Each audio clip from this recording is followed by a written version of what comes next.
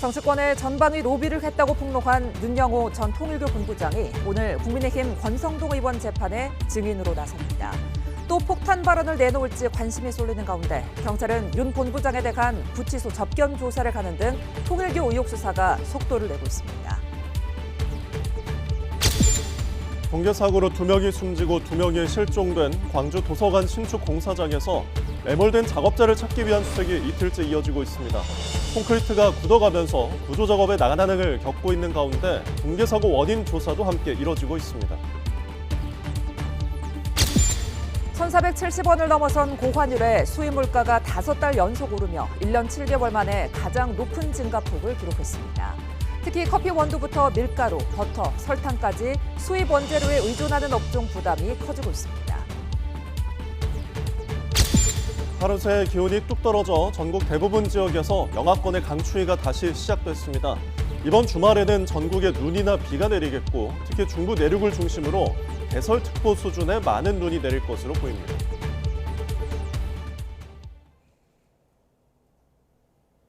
여러분 안녕하십니까? 금요일 뉴스나우 시작합니다. 정치권의 전방위 접촉을 시도했다고 폭로한 윤영호 전 통일교 본부장이 국민의힘 권성동 의원 재판에 증인으로 섭니다. 본인 결심에서 추가 폭로를 자제했던 윤 전 본부장이 증인으로 나와선 어떤 진술을 갈지 관심이 쏠립니다. 현장 취재기자 연결합니다. 우종훈 기자. 네, 서울중앙지법입니다. 예, 윤 전 본부장의 증인 신문 언제입니까? 네, 오후 2시 반 이곳 법원에서 열리는 권성동 의원 재판에서 신문이 진행될 예정입니다. 2인자였던 윤 전 본부장 출석에 관심이 쏠리는 이유는 통일교가 국민의힘뿐 아니라 민주당 정치인에게도 금품을 전달했다는 의혹을 자신의 재판에서 주장했기 때문입니다. 금품을 전달한 인물과 구체적 경위에 대한 추가 폭로를 고민한다던 윤 전 본부장이 그제 열린 자신의 결심에선 말을 아꼈던 상황이기 때문에 오늘 증인신문이 특히 주목됩니다. 윤 전 본부장은 오늘 법정에 출석할 계획인 것으로 파악됐는데요. 다만 앞선 권 의원의 공판에 증인으로 나와서 특검 증거 수집이 위법하다고 주장하며 증언을 거부했던 상황이라 진술을 할지는 지켜봐야 할 것 같습니다. 윤 전 본부장이 접촉했다고 주장하는 여야 정치인은 5명인데 당사자들은 의혹을 강하게 부인하고 있습니다. 네, 20대 대선을 앞두고 윤 전 본부장이 민주당과 국민의힘에 접근한 다른 정황도 포착됐다고요? 네, 그렇습니다. 2022년 통일교 행사를 앞두고 정치권과 여러 차례 접촉했다던 윤 전 본부장 법정 발언이 세부적으로 알려진 건데요. 윤 전 본부장은 통일교 한 간부와 통화에서 자신이 당시 여권, 즉 민주당에 접근할 수 있는 2개의 라인이 있다며 노영민 전 대통령 비서실장과 수년에 걸쳐 관계를 맺어왔다고 주장한 거로 전해졌습니다. 특검이 작성한 수사 보고서엔 윤 전 본부장이 노 전 실장 외에도 진보 쪽에서는 김현철 전 통일부 장관, 이종석 국정원장과 연을 만들었다는 내용도 있는 것으로 알려졌습니다. 이에 대해 김 전 장관은 통일교로부터 어떤 청탁도 받은 적 없다고 했고 나머지 거론된 인물들도 의혹을 부인하는 상황으로 전해졌습니다. 이 밖에도 윤 전 본부장은 20대 대선 직전 여야 모두가 통일교에 신세를 지게끔 해야 한다고 언급한 거로도 알려졌는데 이를 토대로 특검은 한학자 총재 지시에 따라서 윤 전 본부장이 진보, 보수와 연을 만들었다고 결론 내린 거로 나타났습니다. 지금까지 서울중앙지법에서 YTN 우종훈입니다. 경찰이 통일교 의혹 사건 이첩 이틀 만에 윤영호 전 통일교 세계본부장 구치소 접견 조사를 진행하는 등 관련 수사에 속도를 내고 있습니다. 특검 입첩서에 따르면 윤 전 본부장이 특검에 금품을 제공했다고 주장한 인물은 3명인데 이들에 대한 대면 조사도 조만간 이루어질지 관심입니다. 경찰청의 취재기자 나가 있습니다. 이수근 기자. 네, 경찰청에 나와 있습니다. 예, 경찰이 수사에 점차 속도를 내고 있죠. 네, 그렇습니다. 경찰 전담 수사팀은 우선 의혹의 중심에 선 윤영호 전 통일교 세계본부장을 상대로 진술조사부터 진행했습니다. 구속 상태이기 때문에 어제 수감된 구치소를 방문해 3시간가량 접견했습니다. 여야 정치인 접촉과 금품 제공 의혹과 관련해 윤 전 본부장이 과거 특검 조사나 법정에서 진술했던 내용부터 재확인하기 위해서입니다. 경찰은 윤 전 본부장을 상대로 과거 진술 내용을 어느 수준까지 확인했는지 등은 아직 밝히지 않고 있는데요. 다만 윤 전 본부장이 금품 전달 등을 인정했다면 압수수색 등 강제 수사 착수 속도는 더욱 빨라질 전망입니다. 사건의 공소시효도 논란인데요. 경찰은 금품 제공 관련 과거 특검 수사 서류 등을 토대로 적용할 혐의와 공소시효를 판단하겠다는 계획입니다. 수사에 최대한 속도를 내려 하는 이유도 이 공소시효 문제 때문입니다. 경찰이 금품 제공 의혹 수사 과정에서 정치자금법 위반으로 판단된다면 공소시효는 7년입니다. 알려진 윤 전 본부장 주장대로 금품을 제공한 시점이 2018년이라면 공소시효는 올해로 끝이 납니다. 다만 뇌물죄를 적용한다면 공소시효가 최대 15년으로 수사에는 여유가 생깁니다. 네, 그런 만큼 금품 수수 의혹이 제기된 인물들에 대한 조사, 경찰로서는 중요하겠죠? 네, 금품 수수 의혹과 관련해 특검에서 경찰청 국가수사본부로 이첩한 여야 인물은 총 3명입니다. 윤영호 전 본부장이 금품을 전달했다고 주장한 전재수 전 해양수산부 장관과 임종성 전 더불어민주당 의원, 김고한 전 미래통합당 의원으로 파악됐습니다. 특검은 정치자금법 위반과 뇌물죄 혐의 2가지 모두 이첩 서류에 적시한 것으로 파악됐습니다. 경찰로선 어떤 혐의를 적용할지 최대한 빨리 판단해야 할 거로 보입니다. 경찰은 일단 금품 수수 의혹이 제기된 이 3명을 중심으로 수사를 이어갈 것으로 보이는데 언제쯤 경찰 전담팀 조사를 받을지도 관심입니다. 전담팀은 또 사실관계 확인을 위해 주변 관계자 등에 대한 조사 일정도 최대한 빨리 이뤄지게끔 조율하고 있다고 밝혔습니다. 네, 그리고 국민의힘 측이 김건희 특별검사팀을 직무유기 혐의로 고발한 건 역시 경찰청 전담 수사팀으로 이송됐죠. 네, 경찰청 전담수사팀에서 민중기 특검팀을 직무유기 고발 사건을 수사합니다. 경찰 전담팀 관계자는 고발장이 접수된 서울경찰청으로부터 오늘 사건이 이송됐다고 설명했습니다. 앞서 국민의힘은 어제 서울경찰청에 고발장을 내면서 김건희 특검팀이 윤영호 전 본부장으로부터 민주당 의원이 의혹에 관여됐다는 진술을 받고도 이를 덮었다고 비판했습니다. 이에 특검에선 윤 전 본부장이 진술에서 언급한 인사는 여야에서 5명이라며 특정 정당을 위한 편파 수사라는 주장은 유감이라는 입장을 밝히기도 했습니다. 사건을 접수한 경찰 전담수사팀은 고발장을 검토하고 고발인 조사 등 수사를 이어갈 전망입니다. 지금까지 경찰청에서 YTN 이수빈입니다. 전재수 전 해양수산부 장관의 사퇴를 계기로 통일교 의혹은 여야 정치권 전체를 덮친 연말 블랙홀이 됐습니다. 당혹감이 역력했던 민주당은 명단 근거가 부족하다며 전형적인 물타기라고 반격에 나섰고 국민의힘은 특검을 가자며 대여 공세 수위를 한껏 끌어올렸습니다. 국회 취재기자 연결해 알아봅니다. 강민경 기자. 국회에 나와 있습니다. 예, 민주당은 어제 전재수 전 장관 사퇴로 위축된 분위기가 있었던 게 사실인데 오늘은 기류가 좀 달라졌다고요? 네, 어제는 말을 삼가는 신중한 모습이 역력했는데 오늘은 일종의 반격에 나섰습니다.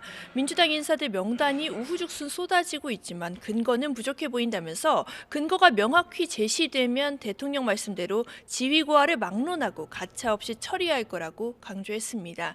민주당은 특검하자는 야당 요구는 전형적인 물타기로 정치 공세라고 일축했습니다. 애초에 통일교 의혹은 김건희 씨와 권성동 의원 등 야권 인사들의 비위로 불거진 거라고 또 말했는데 이 사안이 민주당의 문제로 인식되지 않도록 프레임 쳐내기를 시도하는 기류가 뚜렷합니다. 오늘 지도부 발언입니다. 국민의힘과 통일교는 이미 정교 유착을 넘어 사실상 정교 일체의 경지에 이르렀습니다. 통일교 돈으로 국민의힘에 후원금을 전달했다는 사실도 밝혀지고 있지 않습니까? 적반하장으로 물타기해도 법의 심판은 피해갈 수 없습니다. 다만 민주당 투톱은 통일교 의혹에 대한 직접적인 입장 표명은 자제하고 윤리감찰단 가동도 검토하지 않는 분위기입니다. 야권의 공세에 맞서면서도 이슈 자체를 키우고 싶지 않다는 속내가 읽히는 대목입니다. 이렇듯 내부적으로는 긴장을 완전히 숨기진 못하고 있는데 특히 전재수 전 장관이 유력한 여권의 부산시장 후보로 꼽혔던 만큼 통일교 리스크가 내년 지방선거에 상당한 영향을 미칠 거란 우려가 큽니다. 민주당이 띄우려던 2차 종합 종합특검도 영향을 받을 수 있다는 분석인데 당일각에서는 통일교 의혹이 부상한 상황에서 특검을 강행하면 오히려 야당에 공세 빌미를 주는 것 아니냐는 우려가 나옵니다. 물론 정청래 대표는 오늘도 2차 종합특검 추진 의지를 다졌지만 야권의 공세와 여론을 어떻게 돌파할지는 숙제로 남습니다. 네, 전세가 역전된 모습인데 국민의힘이 통일교 의혹을 고리로 여권의 전방위적인 파상 공세를 퍼붓고 있죠. 네, 국민의힘은 전재수 전 해수부 장관의 사퇴는 시작에 불과하다며 칼끝을 민주당에 바싹 거느고 있습니다. 대통령의 오랜 측근 그룹 7인의 멤버인 임종성 전 의원 등의 이름도 오르내리지 않느냐며 이재명 정권과 긴밀히 유착한 정황을 철저히 수사해야 한다는 겁니다. 기자간담회를 연 송원석 원내대표, 신속한 수사를 촉구하는 한편 이 대통령을 향해 이름이 오르내리는 정동영 통일부 장관과 이종석 국가정보원장을 해임하라고 촉구했습니다. 개혁신당의 주장을 받아 통일교 게이트에 특검을 도입하자고 주장하기도 했는데 들어보시겠습니다. 마침 정청래 더불어민주당 대표가 2차 특검 또는 종합특검을 발족하겠다고 공언하고 있는 상태입니다. 여기에 민중기 특검의 직무유기 부분을 민주당과 통일교 유착관계를 포함을 해서 특검을 실시하면 매우 좋은 대안이 될 것입니다. 그동안 국민의힘에서는 통일교를 언급하는 건 권성동 의원의 구속 등과 맞물려서 터부시되는 분위기였는데요. 핵심 관계자는 오늘 통화에서 이젠 특검을 해도 전혀 위축될 게 없다며 전세 역전을 자신했습니다. 네, 국회 필리버스터 상황도 정리해 보겠습니다. 지금도 진행 중인 거죠? 네, 지금 본회의장에서는 더불어민주당 박지혜 의원이 무제한 토론을 하고 있습니다. 하급심 판결문 공개를 확대하는 형사소송법 개정안에 대한 필리버스터가 어제 오후부터 이어지고 있는 건데요. 필리버스터 시작 24시간이 지나면 투표로 강제 종료시킬 수 있는 만큼 민주당 등 법여권은 오후 2시 반쯤에 표결로 무제한 토론을 중단시키고 형소법 개정안을 처리할 걸로 보입니다. 다음 안건은 은행법 개정안에 대해서도 국민의힘은 사법개혁안을 저지하기 위한 극약 처방이라며 필리버스터에 나설 계획입니다. 오늘 14일까지는 매일 이렇게 필리버스터를 시작하고 24시간 뒤에 강제 종료하고 또 법안을 통과시키는 게 반복될 전망입니다. 민주당은 우원식 국회의장이 해외 순방을 마치고 돌아오면 21일부터 다시 본회의를 열고 내란 전담 재판부 설치법을 비롯한 사법개혁안 법안을 처리하겠다는 계획입니다. 지금까지 국회에서 YTN 강민경입니다. 광주 서구에서 도서관 공사장 붕괴 사고로 매몰된 작업자 수색이 이틀째 이어지고 있습니다. 무너진 철제 구조물이 뒤엉켜 있어 아직 위치 확인을 하지 못하고 있는데요. 현장 취재기자 연결합니다. 오선열 기자. 네, 광주 도서관 붕괴 사고 현장에 나와 있습니다. 네, 구조 작업 이틀째 진행되고 있습니다. 현재 상황은 어떻습니까? 네, 제 뒤로는 철제 구조물이 부서지고 콘크리트 잔해물이 쏟아지면서 원래 모습을 알아보기 힘들 정도입니다.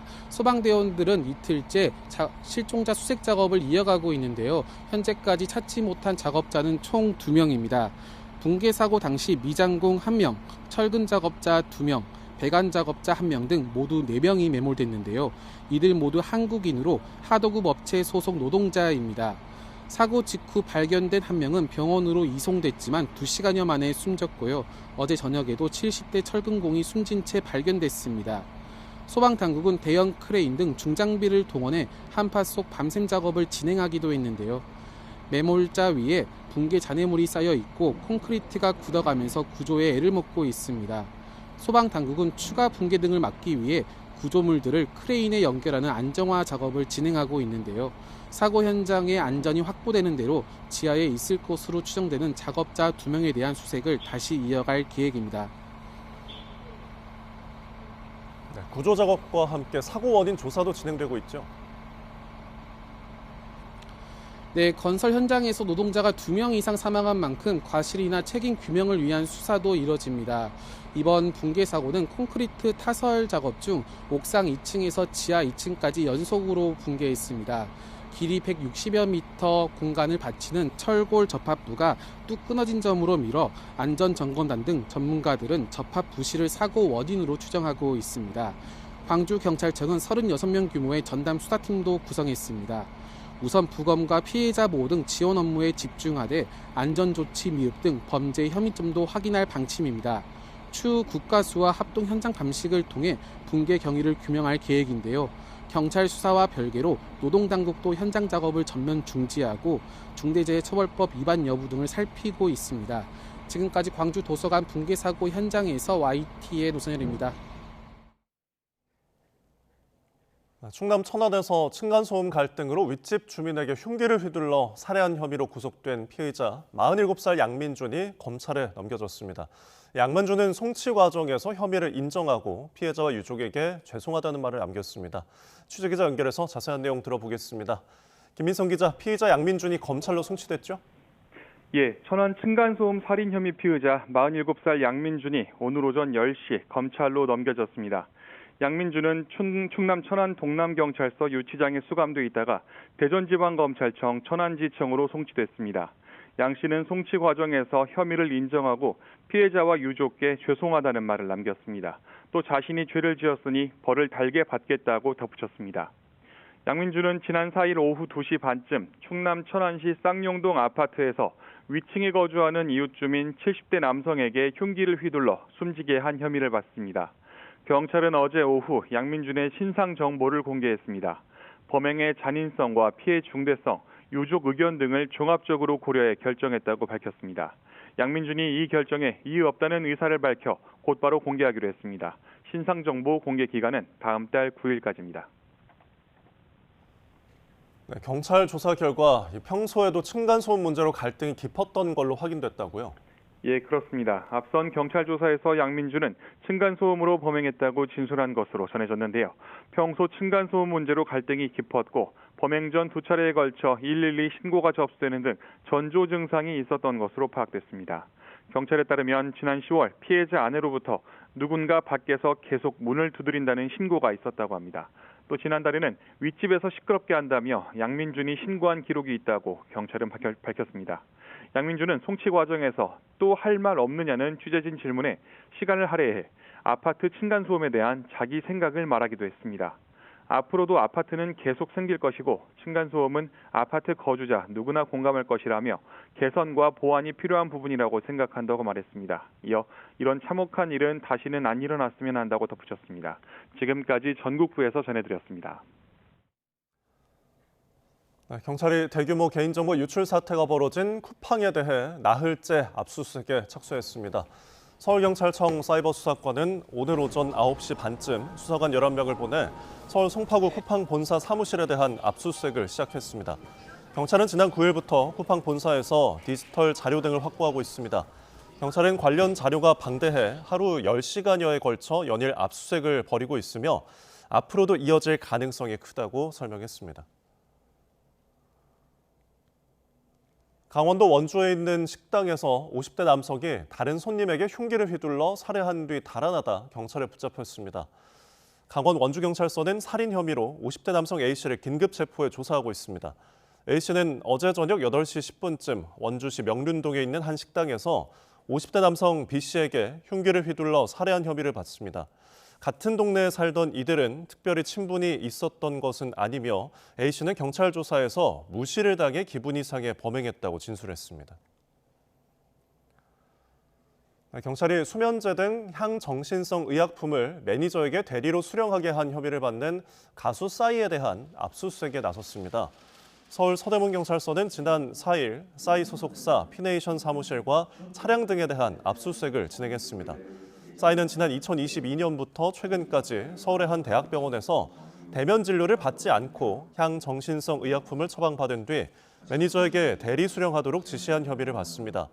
피네이션 측은 수사당국의 요청에 적극 협조하고 있으며 앞으로도 법적 절차에 따라 필요한 조치를 할 것이라고 밝혔습니다. 네, 오늘 아침 전국 대부분 지역에서 어제보다 기온이 5도에서 10도나 낮아지며 추위가 다시 강해졌습니다. 주말에는 기온이 다소 오르겠지만 중부지방을 중심으로 대설특보 수준의 많은 눈이 예보됐는데요. 취재기자 연결해서 자세한 날씨 상황 알아보겠습니다. 김민경 기자, 오늘 아침 꽤 추운데요. 기온이 얼마나 낮아진 건가요? 네, 오늘 아침 서울 기온은 영하 3.6도로 어제 아침보다 8.7도나 낮아졌습니다. 고성 향로봉은 영하 11.1도, 경북 봉화와 인천 강화는 영하 6도 등 대부분 지역에서 하루 만에 기온이 5에서 10도가량 떨어졌습니다. 바람도 강합니다. 흑산도와 거문도 등 전남 섬 지역에는 강풍주의보가 내려졌고 전국적으로도 순간 분속 15m 안팎의 강풍이 불겠습니다. 주말인 내일은 오늘보다는 기온이 다소 오르겠지만 대부분 지역에 눈이나 비가 내린 뒤 일요일부터는 다시 기온이 낮아져 추워질 전망입니다. 네, 주말인 내일 중부지방에 대설특보 수준의 많은 눈이 내린다고요? 네, 내일 오전부터 밤 사이 중부지방에는 많은 눈이 예보됐습니다. 눈은 강원도에 최대 10cm, 경기 북부와 남동부, 충북에 3에서 8cm, 서울에도 1에서 5cm가 예상되는데요. 내일은 오늘보다 기온이 높아 시작은 비나 진눈깨비로 내리다가 점차 눈으로 바뀔 걸로 보입니다. 기상청은 이번 눈이 대설특보가 내려질 가능성이 크다며 대비를 강조했는데요. 특히 늦은 오후부터 경기 북부와 남동부, 강원과 충북에는 시간당 1에서 3cm의 강한 눈이 집중될 가능성이 있어 특히 주의가 필요합니다. 눈비는 대부분 내일 밤에 그치겠지만 충남과 호남 서해안은 일요일에도 1에서 5cm의 눈이 내릴 전망입니다. 지금까지 과학기상부에서 YTN 김민경입니다. 네, 고환율 영향으로 수입 물가가 5달 연속 올랐습니다. 지난달은 2.6%나 오르면서 1년 7개월 만에 최대 상승폭을 기록했는데요. 국제유가는 소폭 하락했지만 월 평균 환율이 1,457원으로 한 달 전보다 2.4% 오른 게 주된 원인이었습니다. 경제부 연결해서 자세히 들어보죠. 유한홍 기자, 수입 물가가 이처럼 올랐다면 앞으로 소비자 물가에 영향을 미치겠죠? 그렇습니다. 통상 한 달에서 석 달의 시차를 두고 영향을 미치기 때문에 향후 소비자 물가에 상방 압력으로 작용할 수 있습니다. 한국은행이 발표한 지난달 수출입 물가 지수에 따르면 11월 수입 물가 지수가 141.82로 10월보다 2.6% 올랐습니다. 지난 7월에 0.8% 상승 이후 5달 연속 상승세를 보였습니다. 상승폭으로는 지난해 4월에 3.8% 상승 이후 1년 7개월 만에 최고치였습니다. 구체적으로는 컴퓨터와 전자 및 광학기기, 1차 금속 제품 및 화학 제품 등 제조업체가 상품 생산에 투입하는 원료나 반제품 성격의 중간재가 한 달 전보다 3.8%나 올라 가장 많이 올랐습니다. 그 다음은 소비재였는데 전달보다 1.7%가 올랐고 기계와 설비 같은 자본재는 1.3% 상승했습니다. 반면 원유 등 광산품은 한 달 전보다 0.6% 하락했는데 이는 국제유가가 소폭 내린 영향이었습니다. 통상 국제유가가 수입 물가에 가장 큰 영향을 미쳤는데 최근에는 유가 하락에도 환율이 많이 오르면서 수입 물가 상승세가 가팔라졌습니다. 지난달 평균 원달러 환율은 1,457원이었는데 한 달 전인 10월보다 2.4% 가까이 올랐습니다. 숫자로만 보더라도 지난달 수입 물가 지수 상승폭 2.6%의 92%가 고환율 때문임을 알 수 있습니다. 한은 관계자는 계약 통화 기준 수입 물가가 0.6% 올랐는데 원화 기준으로는 2.6%가 올라 환율 영향이 컸음을 보여준다고 설명했습니다. 이번 달 평균 환율도 현재까지 지난달보다 0.8% 오른 걸 고려하면 이번 달 수입 물가도 상승세가 불가피할 것으로 전망됩니다. 고환율에 지난달 수출 물가도 3.7% 상승해 5개월 연속 상승세를 보였습니다. 공산품이 3.7% 올랐고 농림수산품은 0.9% 상승했습니다. 지금까지 YTN 유환홍입니다. 네, 코스피가 0.3% 오른 4,123으로 출발해 기관의 7천억 원 순매수 속에 1% 이상 상승세를 보이고 있습니다. 삼성전자가 1.5%, SK하이닉스가 2% 가까이 상승 중이고 전날 28% 이상 폭등했던 삼성화재는 22%가량 폭락하고 있습니다. 코스피 시장에서 기관이 홀로 순매수 중이고 개인과 외국인은 동반 순매도입니다. 코스닥은 0.1% 내린 933으로 개장했지만 개인과 외국인, 기관의 동반 순매수 속에 혼조세를 보이고 있습니다. 원달러 환율은 1,472원으로 출발해 1,470원대 초반에서 횡보하고 있습니다.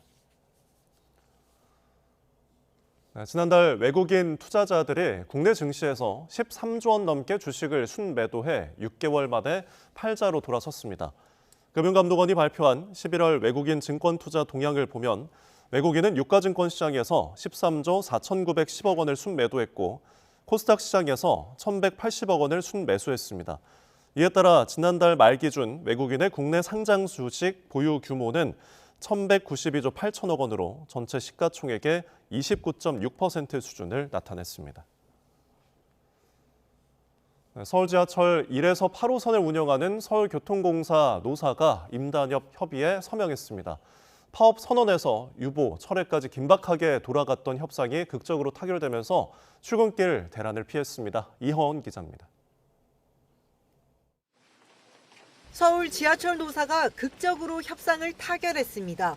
하루 전부터 시작한 임금 단체 협약 협상은 의견 차이가 컸던 만큼 새벽까지 진통이 이어졌습니다. 핵심 쟁점은 인력 충원과 임금 인상이었습니다. 과반 넘는 노조원이 속한 1노조는 최소 1,000명 이상 채용을 요구했습니다.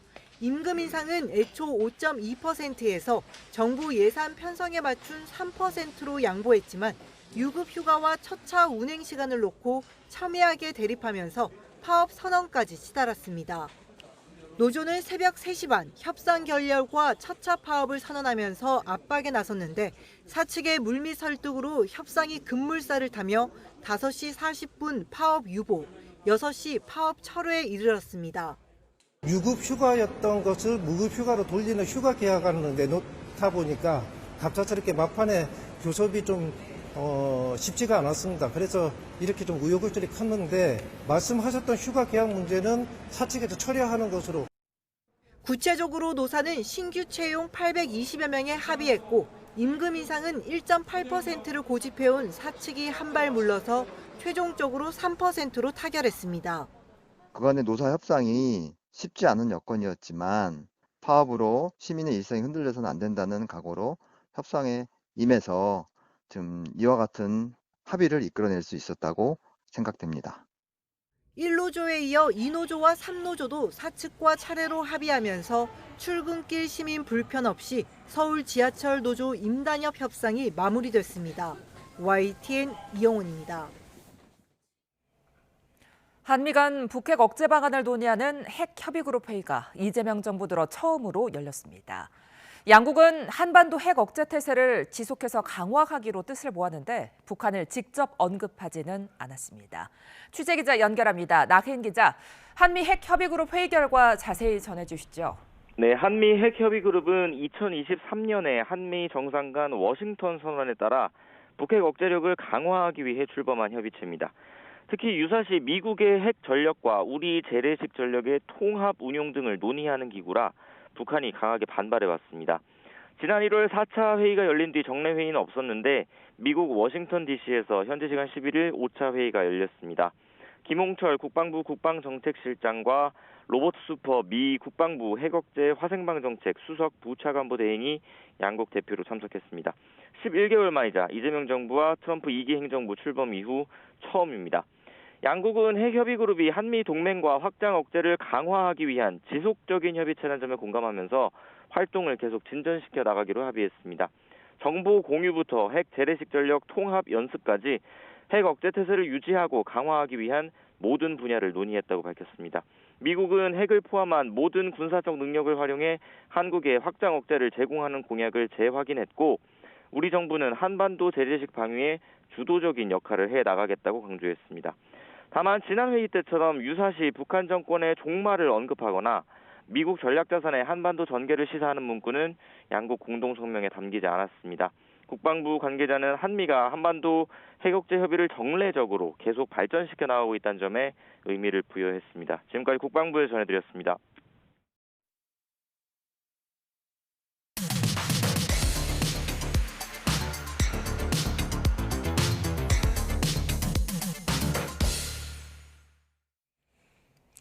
각이 살아있는 정치평론 시사정각 시작합니다. 오늘도 각이 서는 두 분 모셨습니다. 전용기 더불어민주당 의원, 이용호 전 국민의힘 의원 두 분 모셨습니다. 안녕하십니까? 안녕하세요.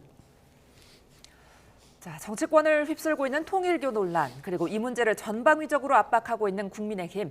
오늘 아침 이재명 대통령을 향해 3가지 요구사항을 들고 나왔는데요. 그 내용 먼저 듣고 오겠습니다. 첫째, 이재명 대통령은 본인이 임명한 정동영 장관과 이종석 원장을 즉각 해임하십시오. 정치 지도자는 자신과 주변부터 수상처럼 엄정하게 바로 세워야 합니다. 둘째, 수사기관은 신속하게 수사에 착수할 것을 촉구합니다. 민중기 특검이 4개월 가까이 사건을 덮어버린 직무유기로 인하여 정치자금법 공소시효가 얼마 남지 않았습니다. 셋째, 경찰 수사와 별도로 국회는 즉시 통일교 게이트 특검 도입을 준비해야 합니다.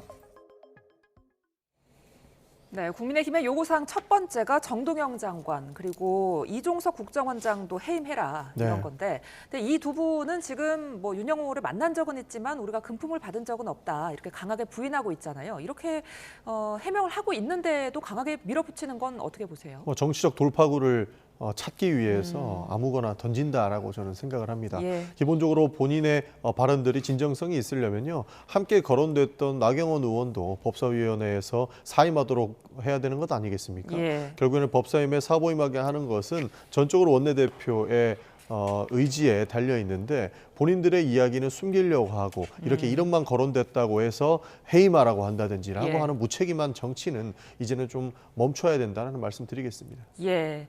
자, 야당의 해임 요구. 전 의원님은 뭐 정치적 돌파구 찾기다 이렇게 보시는데, 이 의원님은 어떻게 보세요?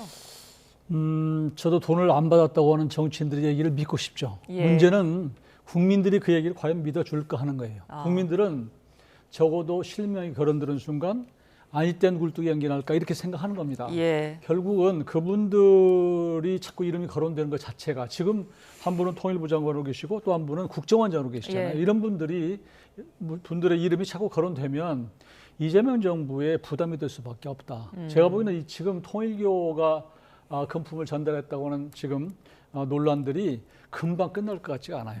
그러면 결국은 부담이 될 수밖에 없기 때문에 그런 측면에서 그 두 분들은 공직에서 좀 스스로 물러나는 것도 어떨까 이런 얘기를 하는 거예요. 이재명 예. 정부를 위해서 그런 것이고요. 예.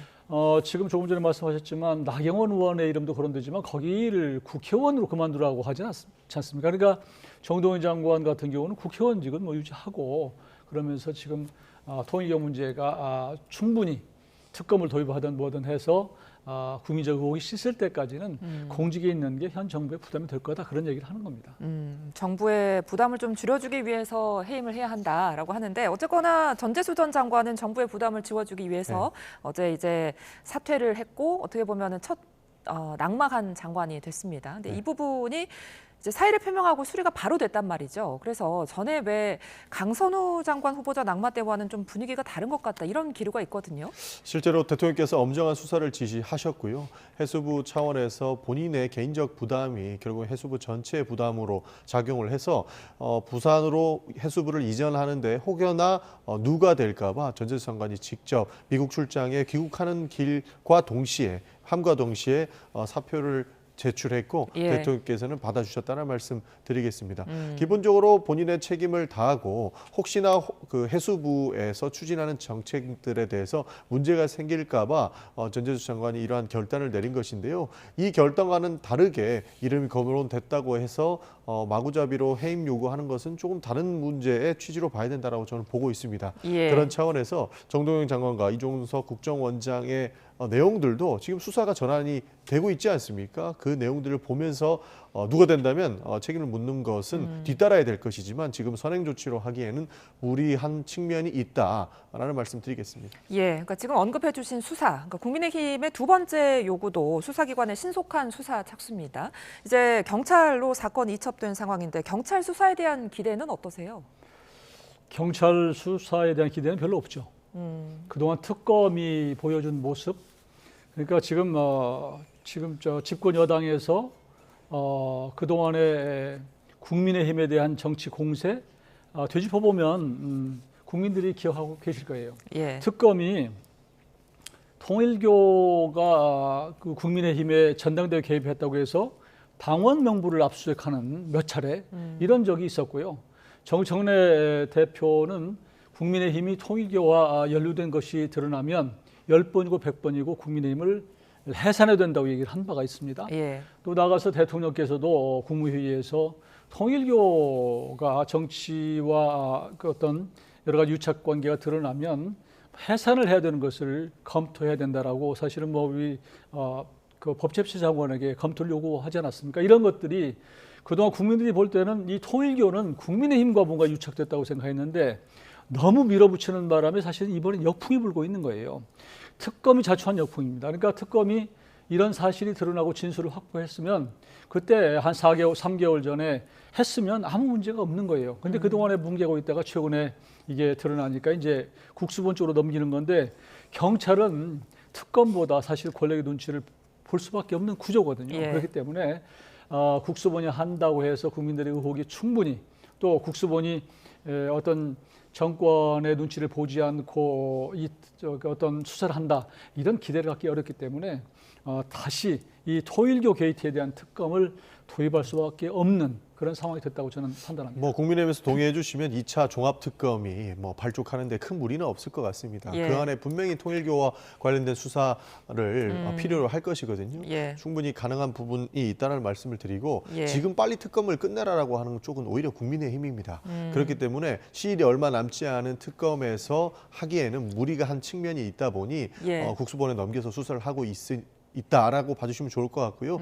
대통령께서 엄정 수사를 지시하셨고 전재수 해수부 장관의 사표를 즉시 제가 한 것으로 봤을 때 이 예. 수사를 끌어봐야 좋을 거 없다라고 생각하시는 것 같습니다. 그런 예. 측면에서 수사는 신속히 진행될 것이다라는 말씀 드리는데 한 가지만 바로 잡아야 될 부분이 지금 이 사건 그러니까 뇌물 사건과요. 정치 개입 사건은 좀 달리 봐야 된다고 봅니다. 국민의힘의 당원 명부를 입수하기 위해서 압수수색에 들어갔던 것은 혹시나 정치에 개입하기 위해서 당원을 대거 가입시켰고 그 통일교의 신자들과 국민의힘 당원 명부 간에 객차가 얼마가 나는지를 확인하기 위해서 들어갔던 것이거든요. 예. 지금 이 그 뇌물 사건의 문제와는 본질적으로 다른 문제이기 때문에 분리해서 볼 필요가 있고 두 개 다 신속하고 엄정한 수사가 필요하다라고 하는 입장은 변하지 않는다는 말씀 드리겠습니다. 예. 지금 그러니까 특검이 두 차례에 걸쳐서 당원 명부를 압수수색하고 했다고 하는 것이 과도한 것으로 드러난 거예요. 왜냐하면 그 당시에 원내대표, 당대표 경선에서 드러난 게 조금이라도 있었다고 한다면 특검이 발표했을 거 아니에요. 관련해서 기소했을 거 아니에요. 못 하지 않았습니까? 그러니까 결국은 제가 말씀드리고자 하는 것은 지금 3대 특검이 출범부터 논란을 불러일으킬 수밖에 없는 구조였다. 그러니까 원래는 특검을 왜 합니까? 어떤 국민적 의혹이 있는 사안에 대해서 공정하고 독립적으로 정치권의 눈치를 보지 않고 권력의 눈치를 보지 않고 하라는 뜻인데 처음부터 조국당과 민주당이 합작해서 사실 특검을 출범시켰기 때문에 당연히 권력의 눈치를 보지 않을 수 없는 상황이 된 거예요. 그러니까 그런 차원에서 지금 비판받고 있는 거고 지금 이런 식으로 통일교 문제와 관해서도 수사를 편파적으로 해놓으면 결국 국민들이 또 그 관련된 사람들이 승복을 못하는 부분이 있기 때문에 저는 이재명 정부가 선거하기 위해서도 뭐 국수본에서 하는 것도 뭐 지금 얘기하고 있지만 국민들이 얼마나 그것을 믿을까 하는 측면 또 얼마나 승복할 수 있는 것인가 하는 측면에서 제3의 특검을 통일교 게이트를 위해서 출범시키는 게 여당의 부담이 적어질 거다. 저는 그렇게 보는 겁니다. 예, 그렇지 않아도 송원석 원내대표의 3가지 요구사항에 통일교 게이트 특검 요구도 있었는데요. 반면 오늘 아침 민주당 정청래 대표는 종합특검을 언급했습니다. 그 내용도 들어보시죠. 3대 특검에서 손도 못 댄 내용이 너무나 많습니다. 최혜병 특검은 수고는 했으나 구명 로비 의혹의 실체를 못 밝혔고 김건희 특검도 고생은 많았으나 진술 거부 등 방해로 양평 고속도로 의혹, 윤석열 선거법 위반 혐의 등은 손도 못 댔습니다. 내란 특검은 여러 성과를 냈으나 노상원 수첩의 진상, 내란의 최초 시발점, 최초 공모자 등은 여전히 오리무중입니다. 외환죄도 제대로 수사가 안 되었습니다. 내란 척결 이대로 끝낼 수는 없습니다. 2차 종합특검으로 미진한 수사를 계속해야 합니다. 네, 정청래 대표 종합특검을 지금 언급했는데 그런데 여기에 지금 나열한 것 중에 통일교 관련 내용은 지금 안 보이거든요. 기본적으로 지금 나와 있는 3대 특검에도요. 통일교에 관련된 내용은 없습니다. 예. 그러나 통일교에 관련된 수사가 특검에서부터 시작이 됐죠. 예. 그렇기 때문에 지금 3대 특검에서 추진하지 못했던 부분들을 보완하기 위해서 종합특검이 필요하다고 하는 취지는 통일교에 대한 논란도 충분히 들어가 있기 때문에 예. 종합특검을 추진하는 데에 국민의힘에서 협조하시면 된다라는 말씀 드리겠습니다. 기본적으로 뭐 제3의 특검이 나와야 된다라고 이야기하면서 통일교 특검을 이야기하고 있는데 본질은 같거든요. 통일교도 함께 들어가 있는 종합특검에 국민의힘에서 협의를 해주신다면 충분히 의혹을 해소할 수 있지 않을까 싶습니다. 예, 종합특검 여야 협의가 좀 이루어질지 기다려봐야 될 것 같고요. 자, 민주당에서 계속해서 내란은 진행 중이다 이렇게 주장하고 있는데 그런데 특검을 계속해서 수사를 할수록 민주당 관련 내용들도 좀 따라오는 상황입니다. 그래서 일각에서는 과거에 어떤 드루킹 특검 상황과 비슷하지 않냐 이런 말까지 나오고 있거든요. 그러니까 지금 뭐 이번에도 통일교 문제만 해도 결국은 자꾸 이게 깊숙이 수사를 하다 보니까 여야가 동시에 지금 걸린 거 아니에요. 특히 더욱이 국민의힘보다 오히려 민주당의 인사들이 더 많이 거론되는 상황이 됐거든요. 그러니까 저는 여야를 가리지 않고 어떤 국민적 의혹이 있으면 권력으로부터 독립된 그런 특검이 엄정하게 수사하는 게 필요하다라고 하는 것이기 때문에 제가 다시 말씀을 드린 것이고요. 조금 전에 정청래 대표 얘기하는 걸 보면은 뭐 지금 3대 특검이 가동됐습니다마는 전혀 기대에 못 미쳤다. 그러니 종합특검을 또 해야 된다고 얘기하는데 그러니까 기대에 못 미쳤다고 하는 것은 본인의 생각이에요. 특검이 얼마나 그동안에 털었습니까? 얼마나 많은 압수수색을 했고 200번 가까이 압수수색을 하고 500명 정도가 되는 수사관들이 그동안에 정말 밤잠 안 자고 지금 수사를 했거든요. 이런 상황에서 결과가 그 결과라고 하는 것은 결국은 법리와 증거에 따라서 그 사람들을 구속하고 또 그 기소하는 거 아니겠어요? 근데 거기에 자기들이 처음에 생각했던 그 수준이 못 미친다고 해서 이게 특검이 잘못됐다? 이게 문제예요. 이게 따지면 정청래 대표가 직접 특검으로 나서 수사하세요. 본인 원하는 대로. 이건 말도 안 되는 얘기고 지금 그렇게 얘기하는 것은 제가 보기에는 통일교 게이트가 터지니까 지금 여전히 내란 특검 프레임으로 전국을 끌어가고자 하는 그런 의도에서 저는 발언을 하고 있다 이렇게 저는. 자, 이 거대 양당의 공세 속에 개혁신당 이준석 대표가 지금 등판했습니다. 양당 의원들이 연루가 돼 있으니까 이 양당 빼고 제3자가 추천하는 특검을 진행해보자 이렇게 나선 건데 민주당 내에서는 이 부분에 대해서 의견이 어떻습니까? 씨알도 안 먹힐 소리라고 저희는 보고 있습니다. 예. 민주당하고 국민의힘이 둘 다 들어가 있기 때문에 3자가 특검을 해야 된다면 그 대상자가 개혁신당이 될 거라고는 생각하지 않습니다. 기본적으로 3당의 대표는 많죠. 지금 뭐 개혁신당 포함해서 조국혁신당도 있고요. 진보당도 4석입니다. 3석의 개혁신당보다 많은데 개혁신당이 주장을 제안을 해야 된다는 것은 어불성설이라는 말씀을 드리는 것이고요. 해당 부분에 실제로 민주당 인사도 들어가 있기 때문에 이 부분 여야가 협의를 해서 특검을 추천하는 것이 맞지 제3자가 오히려 개혁신당이 한다라는 이야기는 전혀 검토되고 있지 않습니다. 예, 이번 논란이 이제 내년 지방선거에 어떤 영향을 미칠지도 관심이 쏠리는데요. 내년 민주당 부산시장 후보로 유력하게 떠올랐던 전재수 전 장관. 오늘 아침 박지원 의원은 이런 분석을 내놨습니다. 직접 들어보시죠. 저는 전재수 의원의 결백을 믿기 때문에 빨리 수사에 협력해서 혐의가 없음이 밝혀지면은 오히려 부산시장 선거에 플러스가 된다. 그렇게 보고 있습니다. 내 경험을 보더라도 뭐 장관직 사표했으니까 인정한 것 아니냐. 제가 사표했을 때도 그런 공격이 많았지만은 결국 무혐의로 돌아왔지 않습니까? 박지원이 살듯이 전재수 전 장관, 전재수 의원도 반드시 살아서 돌아온다고 확신하고 있습니다.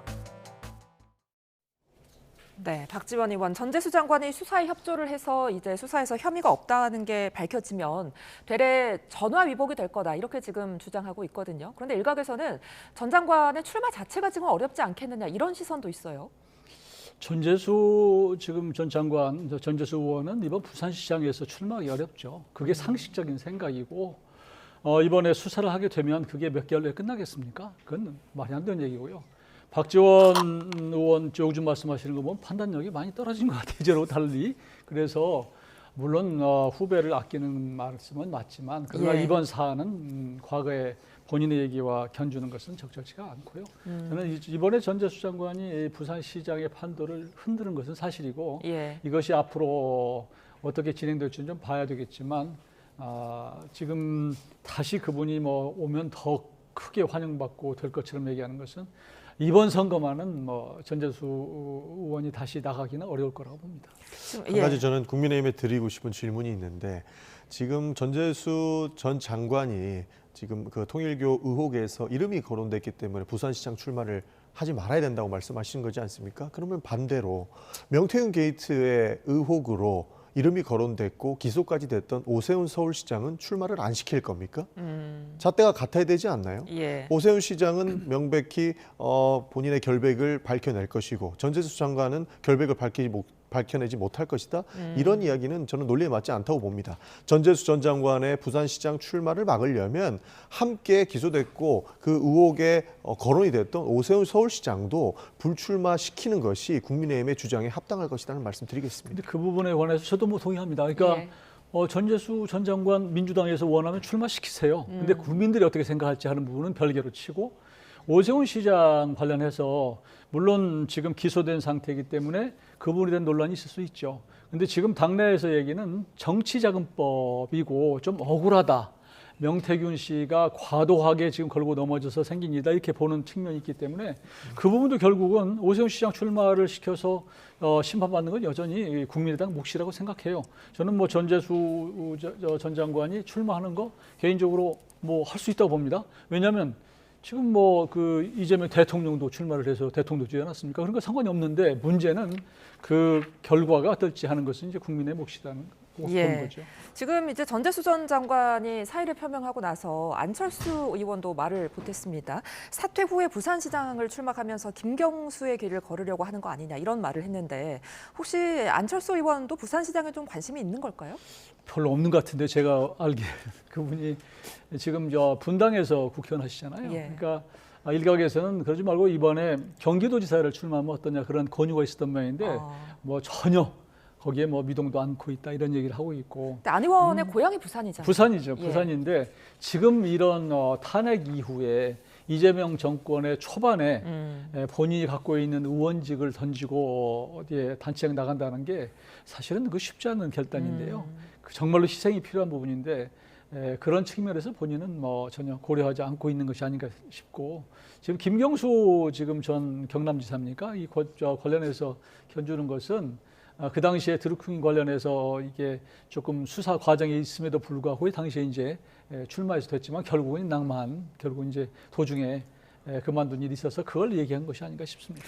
예, 부산이 고향인 또 한 명의 정치인이 있습니다. 지금 조국 혁신당 대표가 혹시나 범여권 단일 후보로 나서지 않겠느냐 이렇게 예측을 하는데 이 부분은 어떻게 전망하세요? 아직까지 전혀 검토된 바 없습니다. 실제로 어떤 후보가 국민들께 호감을 얻을지에 대해서는 국민들이 사실 잘 판단해 주실 거라고 보고 있습니다. 예. 여러 가지 나오는 여론조사 추이도 있지만 아직까지 지방선거까지는 시간이 많이 남았거든요. 그렇기 때문에 누가 후보가 될 것이다라고 보기에는 아직까지 이른감이 조금 있다라는 말씀을 드리는 것이고 조금 전에 안철수 의원이 전재수 전 장관에 대한 부산시장 출마를 만류하지 않았습니까? 예. 조금 전에 드렸던 질문 그대로 안철수 의원님께도 드리고 싶은 게 그렇다면 명태균 게이트에서 거론이 됐던 오세훈 시장의 거취는 어떻게 생각하시는지 묻고 싶습니다. 예, 알겠습니다. 이번엔 여론조사도 좀 살펴보겠습니다. 오늘 나온 갤럽 여론조사인데요. 대통령 지지율이 전주 대비 6%포인트 하락한 56%. 그런데 어제 나온 NBS 여론조사에선 직전 조사에 비해 4%포인트 상승한 62%가 나왔습니다. 지금 여론도 상당히 좀 엇갈리는 상황인데 어떻게 보고 계십니까?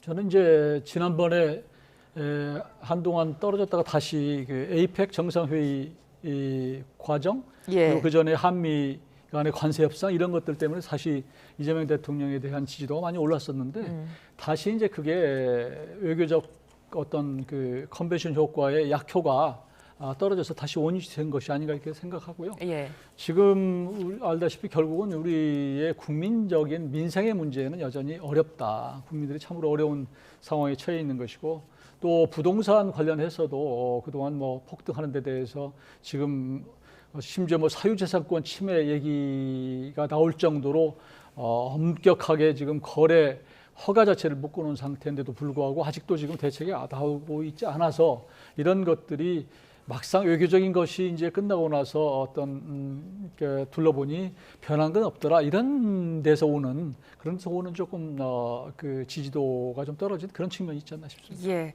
뭐 조사 주체마다 다르긴 합니다만 어쨌거나 갤럽 지지율이 6%나 하락한 데는 뭐 통일교 영향이 있지는 않을까 이런 분석들이 있거든요. 조사 기간을 봐야 되겠지만요. 예. 통일교 여파가 갤럽 조사에 반드시 반영됐다 하기에는 시점이 조금 맞지 않는 부분이 있는 것 같습니다. 사실상 민주당 인사를 거론된 통일교 게이트는 해봐야 2, 3일 전에 나오지 않았습니까? 예. 그러나 갤럽 조사는 오랜 기간, 그러니까 일주일 전부터 조사를 담보하고 있기 때문에 지금 이 수치만 가지고 통일교 게이트와 관련된 내용들이 대통령 지지율에 영향을 미쳤다 보기에는 어렵다는 말씀을 드리고요. 예. 지금은 여론조사 방식의 차이가 있기 때문에 이러한 변화가 무쌍한 이런 결과가 나온다 정도 말씀드릴 수 있겠습니다. 예, 그러니까 이제 정당 지지율을 봐도 갤럽과 NBS가 굉장히 좀 엇갈리고 있더라고요. 이런 부분은 어떻게 해석해야 될까요? 그래서 여론조사 단발성 여론조사 이거 가지고 일희일비 할 필요가 없을 것 같아요. 그러니까 예. 어떤 여론조사 기관이 쭉 추세를 보는 것인데 갤럽을 보면 떨어진 것은 분명하고요. 예. 그러나 NBS 또 다른 여론조사에서는 오히려 또 올랐다고 하는 것인데 그러니까 표본이 다르고 모집단이 다르기 때문에 그런 결과가 나오는 것이 아닌가 싶습니다. 근데 이제 오늘 갤럽 여론조사에서 정당 호감도 부분이 좀 눈에 띄더라고요. 민주당은 이제 호감 비호감이 좀 엇비슷한데 국민의힘은 지금 조국 혁신당보다도 호감도가 떨어져 있거든요. 내년 지방선거를 앞두고 이 부분을 좀 봐야 되지 않을까 싶은데요. 누가 봐도 지금은 비호감도가 높을 수밖에 없는 상황 아닙니까? 국회 전국을 봐도 59건의 필리버스터를 한다고 하는데 그 59일 동안 예. 국회를 지키고 있는 사람이 몇 명이나 될까요? 그 모습을 국민들께서 다 지켜보고 있다고 생각을 하고요. 장동혁 대표 것만 하더라도 아직까지 윤석열 전 대통령을 못 버린 듯한 모습을 보이고 있습니다. 그 모습을 보고 어떠한 국민들이 호감의 표시를 해줄 수 있겠습니까? 그런 측면에서 장동혁 지도부의 평가가 이렇게 나온 만큼 아마 지방선거 전에 변화를 지켜볼 필요가 있다라고 보고 있습니다. 예, 끝으로 국민의힘도 좀 살펴보겠습니다. 여권이 통일교 논란으로 뒤숭숭한 가운데 국민의힘은 내부 갈등에 가라앉지 않고 있는 모습입니다. 최근 장동혁 지도부를 향해 처음으로 쓴소리를 날린 원조 친한 윤한홍 의원 어제 한 인터뷰에 출연해서 윤 전 대통령과 관련한 일화를 털어놓기도 했는데요. 이 인터뷰 내용을 두고 이어지는 갑론을박 들어보시죠. 의대 문제도 사과를 해야 된다. 예. 그다음에 몇 가지를 제가 좀 했어요. 10분 동안 제 전화기에 전화기를 들 수 없을 정도로 화를 내시면서 저는 평생 그런 욕을 들어본 적이 없는데 뭐 세상에 평생 살면서 들어보지 못했던 욕을 다 들었고 그랬는데 나중에 보니까 이게 유튜브들 생각하고 비슷한 거예요. 우리 극렬한 유튜브들 있지 않습니까? 매우 늦은 것이긴 하지만 1주년을 맞아서 도저히 이건 안 된다라고 그렇게 생각해서 말씀하신 것 같고 10분 동안 태어나서 그런 욕 들어본 적 없을 정도로 욕을 먹었다는 거 아닙니까? 그러니까 뭐 그런 것들이 다 쌓여서 이젠 도저히 안 되겠다라고 결정하신 거겠죠. 가장에게 그 윤석열의 최측근으로 그다음 윤한홍 이런 분들이 얼마나 누렸습니까? 이렇게 기계 있고 용기 있는 사람이면 윤석열 때 잘 나갈 때 쓴소리하지 왜 지금 교도소에 있는 사람 짓밟습니까? 홍준표 밑에 부지사 하다가 홍부터 그다음에 윤으로 갔다가 이제 윤한 홍 한으로 가지 않을까? 한으로 가서 경남지사 놀러 가지 않을까? 이름 안에 네, 앞서 저희가 윤한홍 의원에 대해 친한이라고 잘못 전달을 해드렸는데요. 윤한홍 의원 하면 사실 뭐 친윤을 넘어서 찐윤이다 이런 말을 지금 많이 들어왔습니다. 근데 지금 전에 윤석열 정부 당시에 왜 그 의대 정원과 관련해서 어떤 고언을 했다가 평생 들어보지도 못한 욕설을 들었다 이런 말을 지금 직접 언급을 했어요. 그동안 이게 설들은 있었지만 직접 언급한 건 처음이잖아요. 저도 사실 그런 경험을 한 적이 있고요. 사실은 이제 지금 와서 왜 그런 얘기를 하냐. 지금 윤한홍 의원은 정권 초반에 윤핵관 중에 한 분으로 상당히 실세로 이렇게 거론이 됐던 분인데 이분이 의외로 언행을 굉장히 무겁게 하는 분이에요. 비교적 뭐 말을 가볍게 하는 분이 아닌데 이번에 제가 보기에는 윤 의원께서 계엄 1년을 맞아서 지금 윤석열 전 대통령을 어떤 비판하기보다는 당이 이렇게 가서는 안 된다고 하는 그런 마음에서 아마 저렇게 얘기를 한 것 같아요. 그러니까 그런 측면에서 저는 충분히 그분의 입장을 이해를 하고요. 사실 친윤이라고 해서 싸잡아서 이게 국민들이 비판할 일이 아니고 당시 정권의 어려운 상황에서 이제 그 윤석열 후보를 밖에서 이제 모셔다가 당선을 시키지 않았습니까? 그러니까 이 정권이 어떻게 하면 좀 성공을 할 수 있을까? 그래서 웬만하면은 그 주변 사람들이 당정 일체가 돼서 옆에서 서포트를 했거든요. 그럼에도 불구하고 그러나 잘못 가는 데 대해서는 상당히 강하게 비판도 하기도 하고 또 쓴소리도 한 분들이 친윤들도 굉장히 많아요. 근데 문제는 대통령이 굉장히 고집이 세신 분이고 자기 확신이 강한 분이어서 이 사람들 얘기를 귀를 기울이지 않다가 이런 일이 생겼기 때문에 이제 와서 저분들이 뭐 이렇게 비겁하다 이런 얘기 그렇게 할 일은 아니고 이제 과거는 과거로 묻고 지금 국민의힘의 입장에서는 결국은 이런 사람을 대통령으로 만드는 데 대한 사실은 책임도 있지 않습니까? 그런 측면에서 조금 사고를 좀 달리할 필요도 있고 지금 국민들이 원하는 정치를 한다는 측면에서 보면 이제는 좀 윤과의 절연 그리고 뭐 부정선거 뭐 의혹 이런 것과 또 같이 교회를 같이 하지 않는 것 이런 것들은 기본 필요 조건이라고 생각해요. 그것만으로도 그건 필요 조건일 뿐이고 나아가서 충분 조건으로 뭔가 당을 혁신하고 국민들에게 더 다가가고 하는 그런 과감한 혁신의 조치를 할 때가 됐다. 그런 측면에서 아마 윤한홍 의원께서도 그런 충심에서 이 얘기를 했지 무슨 뭐 어떤 사람이 얘기한 것처럼 뭐 이제 친윤으로 갔다가 무슨 뭐 홍으로 갔다가 이번에 친한으로 갔다 이건 아니라고 생각합니다. 근데 지금 이 윤한홍 의원의 어떻게 보면 뒤늦은 고백에 대해서 국민의힘 내부가 좀 분열하는 양상입니다.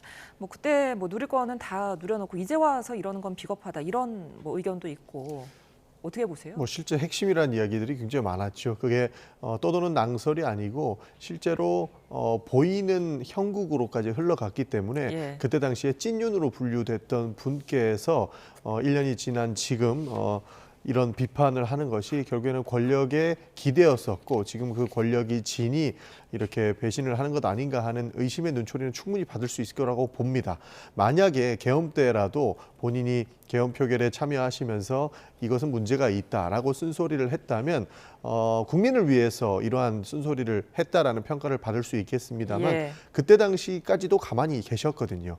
그리고 지금 이미 윤석열 전 대통령은 내란 행위로 이렇게 재판을 받고 계신데 거기에서 찐윤으로 분류됐던 사람이 이런 쓴소리를 하는 것이 아마 좋게 보이지는 않을 것이다라는 말씀 드리겠습니다. 예, 알겠습니다. 오늘 두 분 말씀 여기까지 듣겠습니다. 지금까지 전용기 더불어민주당 의원, 이용호 전 국민의힘 의원과 함께했습니다. 고맙습니다. 감사합니다.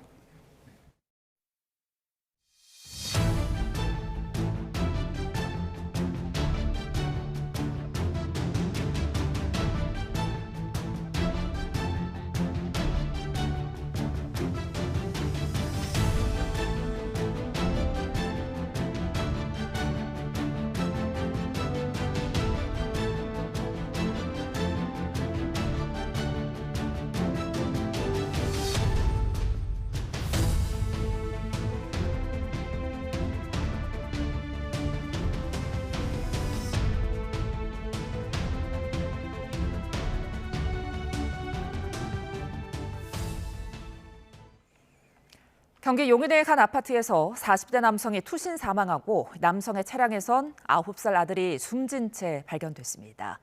경찰은 해당 남성이 최근 주식 투자 실패로 신변을 비관해왔다는 주변 진술을 바탕으로 사고 경위를 조사하고 있습니다. 황보혜경 기자입니다. 아파트 화단에 경찰 통제선이 쳐져 있고 짝을 잃어버린 신발 하나가 덩그러니 놓여 있습니다. 어제 오후 5시 50분쯤 이 아파트 20층 복도에서 40대 남성 A씨가 추락했다는 신고가 접수됐습니다. 소리가 나길래 처음에는 나뭇가지가 떨어졌나 하고 그래서 와서 보니까 사람이 쓰러져 있는 거예요.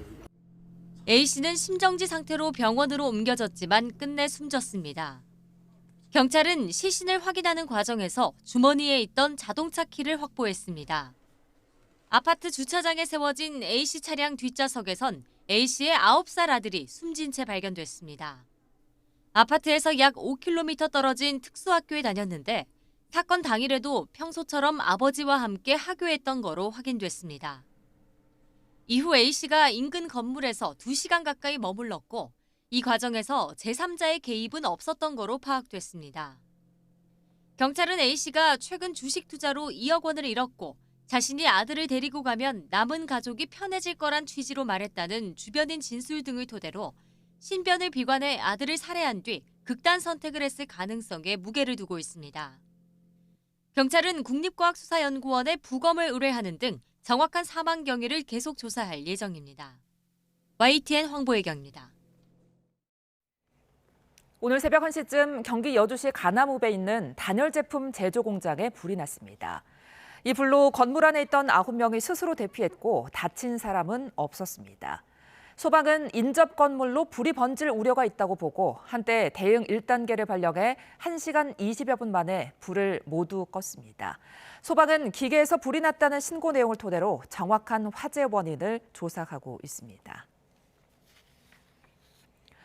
오늘 아침 7시 20분쯤 인천 부평동에 있는 15층짜리 주상복합 건물 지하주차장에서 불이 나 1시간여 만에 큰 불길이 잡혔습니다. 이 불로 주민들과 지하 1층 사우나에 있던 손님 등 모두 150여 명이 대피했고 이 가운데 사우나 관계자 60대 남성이 연기를 마셔 병원으로 옮겨졌습니다. 소방은 지하 2층에 주차된 차량에서 불이 시작된 거로 추정된다며 불을 모두 끈 뒤 정확한 화재 원인을 조사할 계획입니다. 방금 들어온 소식입니다. 소방당국이 광주 도서관 붕괴 사고 구조 작업을 일시 중단했습니다. 광주 서부소방서는 안전한 내부 진입을 위한 구조물을 안정화하고 보강 작업을 진행하기 위해 구조 작업을 중단한다고 밝혔습니다. 중단 시간은 오전 9시 20분부터 오후 6시까지입니다. 자세한 소식은 들어오는 대로 추가로 전해드리겠습니다. 인천 연수경찰서는 30대 엄마가 딸을 지키려다 킥보드에 치여 중태에 빠진 사고와 관련해 킥보드 대여업체와 담당 부서 책임자 A씨를 무면허 운전 방조 혐의로 입건했습니다. 해당 업체는 지난 10월 18일 인천 송도동에서 무면허 중학생 2명이 탄 전동 킥보드가 30대 어머니와 어린 딸을 덮친 사고와 관련해 면허 여부를 확인하지 않고 대여를 승인한 혐의를 받습니다. 경찰은 추가 조사를 벌인 뒤 해당 업체와 A씨, 당시 킥보드에 탑승했던 중학생 2명을 함께 검찰에 넘길 방침입니다. 서울 역삼동에서 지인을 찾아가 염산으로 추정되는 물질을 뿌린 남성이 체포됐습니다. 피해자는 얼굴 등을 다쳤는데 경찰은 계획범죄로 보고 구속영장 신청을 검토하고 있습니다. 정영수 기자가 단독 보도합니다. 경찰차와 구급차가 잇따라 골목 안으로 들어갑니다. 낮 12시 반쯤 서울 역삼동의 한 사무실에서 염산을 뿌려 사고가 났다는 신고가 접수됐습니다. 소리가 시끄럽게 나길래 내려가 봤더니 사고가 났는지 어떤 남성분이 수화차로 나가고요. 60대 남성 A씨는 이 건물에 있는 피해자의 사무실을 찾아가 얼굴 등에 염산으로 추정되는 물질을 뿌린 것으로 파악됐습니다. 60대 남성인 피해자는 갑작스러운 범행에 얼굴에 화상을 입었고 눈도 다친 것으로 알려졌습니다. 통역가가 담아갖고 왔어요. 그래서 주머니에 넣고 한번 들어가고 가시는 거고요. 경찰은 A씨를 특수상해 혐의로 현행범 체포해 수사 중입니다. A씨는 경찰 조사에서 피해자에 대해 감정이 좋지 않았다고 진술한 것으로 파악됐습니다. 경찰은 A씨가 뿌린 액체의 정확한 성분을 확인하기 위해 국립과학수사연구원에 감정을 의뢰할 방침입니다. 또 미리 범행을 계획한 것으로 보이는 만큼 A씨에 대한 구속영장 신청도 검토하고 있습니다. YTN 정영수입니다. 경기 의정부경찰서는 오늘 아내의 얼굴에 끓는 물을 부은 40대 남성 A씨에 대해 특수상해 혐의로 구속영장을 신청했습니다. A씨는 지난 3일 경기 의정부시 신곡동 아파트에서 낮잠을 자던 30대 태국인 아내 얼굴에 끓는 물을 부어 화상을 입게 한 혐의를 받습니다. 경찰은 다른 남자를 만날 것을 우려해 얼굴을 못생기게 만들려고 했다는 피해자의 진술을 토대로 정확한 사건 경위를 조사하고 있습니다. 충남 천안 서북경찰서는 층간소음 살인 혐의 피의자 47살 양민준을 구속 상태로 검찰에 넘겼습니다. 양 씨는 송치 과정에서 혐의를 인정하고 피해자와 유족께 죄송하다는 말을 남겼습니다. 또 자신이 죄를 지었으니 벌을 달게 받겠다고 덧붙였습니다. 이어 층간소음은 아파트 거주자라면 누구나 공감할 거라며 국가적 차원의 개선과 보완이 필요한 부분으로 생각한다고 말했습니다. 양 씨는 지난 4일 오후 2시 반쯤 충남 천안시 쌍용동에 있는 아파트에서 위층에 거주하는 이웃 주민 70대 남성에게 흉기를 휘둘러 숨지게 간 혐의를 받고 있습니다. 지난 2022년 발생한 가상화폐 테라와 루나 폭락 사태 주범인 권도영 씨에게 미국 법원이 징역 15년을 선고했습니다. 유죄를 인정하는 대신 형량을 낮춰주는 플리바게닝에 따라 검찰이 징역 12년을 앞서 구형했는데 법원은 너무 관대하다며 형량을 높였습니다. 유투건 기자입니다. 한국인이 만든 이른바 김치코인으로 각광받았던 테라와 루나의 가격이 폭락한 건 지난 2022년 5월. 10만 원대에 거래됐던 코인이 며칠 만에 1원까지 떨어지면서 60조 원에 가까운 투자금이 증발했습니다. 당시까지 가상화폐 사상 최대 규모의 폭락 사태로 한국인 20만 명을 포함해 100만 명 정도가 피해를 본 것으로 추산됐습니다. 이제 내가 못 버티겠어. 이거 점점 힘들어. 두 코인을 개발한 권도영 씨는 직전까지도 생존을 자신하며 투자자를 끌어모았습니다. 95% are going to die. Yeah. But yeah, there's also entertainment and watching companies die too. 다른 관계자들은 국내에서 체포돼 기소됐지만 권 씨는 해외에서 도피 생활을 이어가다 재작년 3월 몬테네그로에서 체포됐습니다. 역시 권 씨를 수배한 미국과 한국이 서로 송환을 요구하다 결국 지난해 말 미국으로 신병이 인도됐습니다. 그리고 거의 1년에 걸쳐 재판을 진행한 끝에 1심 법원이 징역 15년을 선고했습니다. 애초 권 씨에게 적용된 9개 혐의가 모두 인정되면 최대 징역 130년까지 가능했지만 미국 검찰은 플리바게닝을 맺었습니다. 이에 따라 권 씨가 핵심적인 사기 혐의를 인정하는 대신 징역 12년을 구형하고 1,900만 달러 이상의 재산을 몰수했습니다. 하지만 재판부는 변호인단의 선처 요청은 물론 검찰의 구형도 지나치게 관대하다며 형량을 높였습니다. 그러면서 권 씨가 저지른 역대급 사기로 헤아릴 수 없는 인적 파괴가 초래됐다고 질타했습니다. 플리바게닝에 따라 권 씨는 최종 형량의 절반을 복역하면 이후 한국으로 추방될 수도 있는 상황입니다. 권 씨는 한국에서도 사기와 자본시장법 위반 등의 혐의로 입건돼 있습니다. YTN 유투건입니다. 국립중앙박물관이 K컬처 열풍의 상징적인 공간이 되면서 올해 연간 관람객 600만 명을 돌파했습니다. 높아진 위상만큼 유료화 전환 논쟁도 뜨거운데 단순한 찬반 토론을 넘어 관련 제도 정비부터 탄탄히 해둬야 한다는 지적이 나옵니다. 송재인 기자입니다. 열렬한 환호 속에 보안 검색대를 통과하는 가족. 올해 600만 번째로 국립중앙박물관에 입장한 관람객입니다. 문화의 힘을 본다고 하면은 국립중앙박물관을 가야 되지 않나 생각이 됩니다. 다음에는 막내랑 또 같이 한번 오겠습니다. 600만 1번째의 주인공이 된 건 덴마크 출신 남성. 한국인 아내와 결혼한 뒤 처음 이곳을 찾았습니다. I come from Denmark and we only 6 million people in Denmark, so this is a lot to me. K컬처의 상징이 된 국립중앙박물관은 이로써 관람객 기준 세계 4위권 박물관으로 도약했습니다. 600만이 넘음으로 해가지고 메트로폴리탄 뮤지엄을 앞서게 됐습니다. 박수. 80년 박물관 역사상 첫 600만 기록을 쓰면서 높아진 위상에 걸맞게 이제는 입장료를 받자는 제안을 두고도 논의가 한층 깊어졌습니다. 유료화에 공감해온 유관장은 우선 내년 예약제부터 도입해 구체적인 관람객 정보를 파악하기로 했는데 최근 학계 토론회에서는 근본적인 체계 개편까지 아우르는 열띤 토론이 3시간 넘게 진행됐습니다.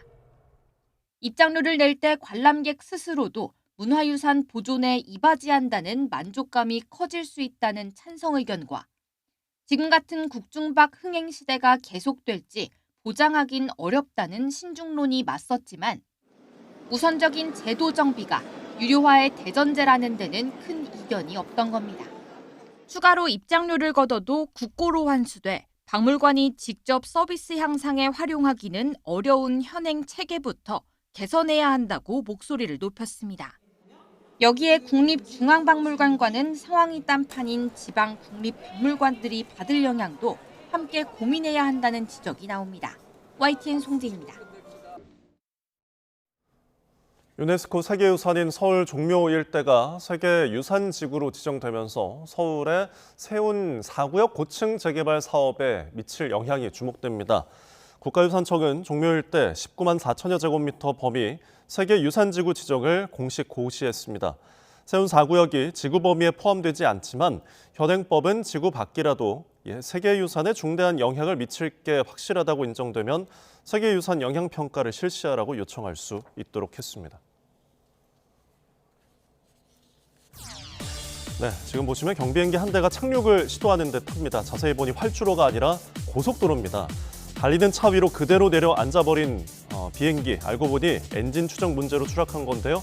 다행히 승용차와 비행기 탑승객 모두 큰 부상은 피했다고 하네요. 자, 눈길을 달리다가 사고가 나고 썰매를 끌다가 교통체증을 만나고 크리스마스 트리를 설치하다 봉변을 당하는가 하면 길을 가다가 눈이 덮치는 듯 온갖 사고가 이렇게 발생을 합니다. 네덜란드에서 공개된 광고 영상이라는데 어떤 광고인지 짐작이 가시나요? 뜻밖에도 맥도날드 광고입니다. 성탄절 시기에 벌어질 수 있는 사고와 혼란을 피해 맥도날드로 피신하라는 취지의 이 광고 AI 기반으로 제작을 했다고 하는데요. 성탄절 분위기를 망친다는 비판이 쇄도하자 결국 며칠 만에 광고를 내렸습니다. 자, 구름이 내려다 보일 정도로 까마득한 상공에서 뛰어내릴 준비를 하는 남성들, 스카이다이빙을 준비하는 것 같죠? 그런데 지금 보시는 것처럼 낙하산이 너무 일찍 펴져서 꼬리 날개에 걸려버렸습니다. 이 4,600m 상공에서 일어난 아찔한 사고였는데 다행히도 스카이다이버는 메인 낙하산을 이용해 안전하게 착지를 했다고 합니다. 자, 누런 잔디 언덕에 서 있는 남성이 바닥에 무언가를 뿌리자 순식간에 이렇게 녹색으로 변해버립니다. 지난 10일 중국 현지 SNS에 올라오면서 화제가 된 영상인데요. 중국 섬서성의 한 공원에서 관리당국이 미관상 목적으로 잔디에 녹색 페인트를 뿌린 게 아니냐는 의혹이 제기됐습니다. 이 당국은 잔디에 뿌렸던 액체는 영양액이라고 해명을 했는데 누리꾼들은 의심의 눈초리를 거두지 않고 있습니다. 쿠데타로 집권한 미얀마 군사정권이 소수민족 무장단체가 장악한 지역의 종합병원을 폭격해 환자와 의료진 등 30여 명이 숨졌습니다. 다가온 총선에서 군정에 유리한 구도를 만들기 위해 반군 지역의 공습을 강화하고 있습니다. 김종욱 기자입니다. 병원 건물이 골격만 버틴 채 폐허로 변했습니다. 병실과 지붕할 것 없이 파괴됐습니다. 밤 9시쯤 미얀마 군사정권이 종합병원을 폭격해 환자와 가족, 의료진 등이 참혹하게 숨졌습니다. 민주세력인 연방의회 대표위원회는 세계인권의 날에 잔혹한 군사정권이 전투기에서 폭탄 2발을 떨어뜨렸다고 규탄했습니다. 세계보건기구는 응급의료와 산부인과 등을 갖춘 지역 주요 병원의 수술실과 입원 병동이 완전히 파괴됐다며 미얀마에서 올해 67번째 의료시설 공격이라고 밝혔습니다. 유엔은 경악을 금치 못한다며 전쟁 범죄에 해당할 수 있는 이번 공격을 철저히 조사하고 책임자들을 처벌해야 한다고 촉구했습니다. 병원이 있는 라카인주는 자치를 요구하는 소수민족의 군사조직이 대부분 지역을 장악한 곳. 군정은 28일 총선을 앞두고 반군 무장단체 장악지역을 탈환해 투표지역을 늘리려 공습을 강화하고 있습니다.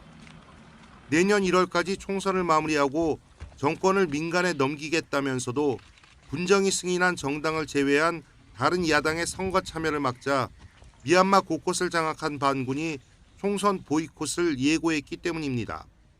국제사회도 불공정한 총선은 사실상 군부 통치를 장기화하는 수단이라고 비판했습니다.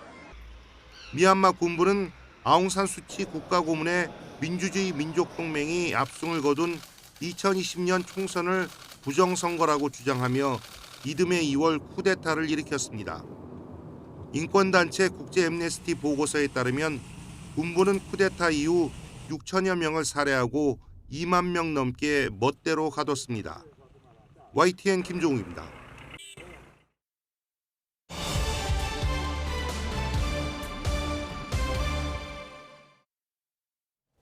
네, 통일교 금품 수수 혐의로 기소된 권성동 국민의힘 의원의 재판에 윤영호 전 통일교 세계본부장이 증인으로 출석할 예정입니다.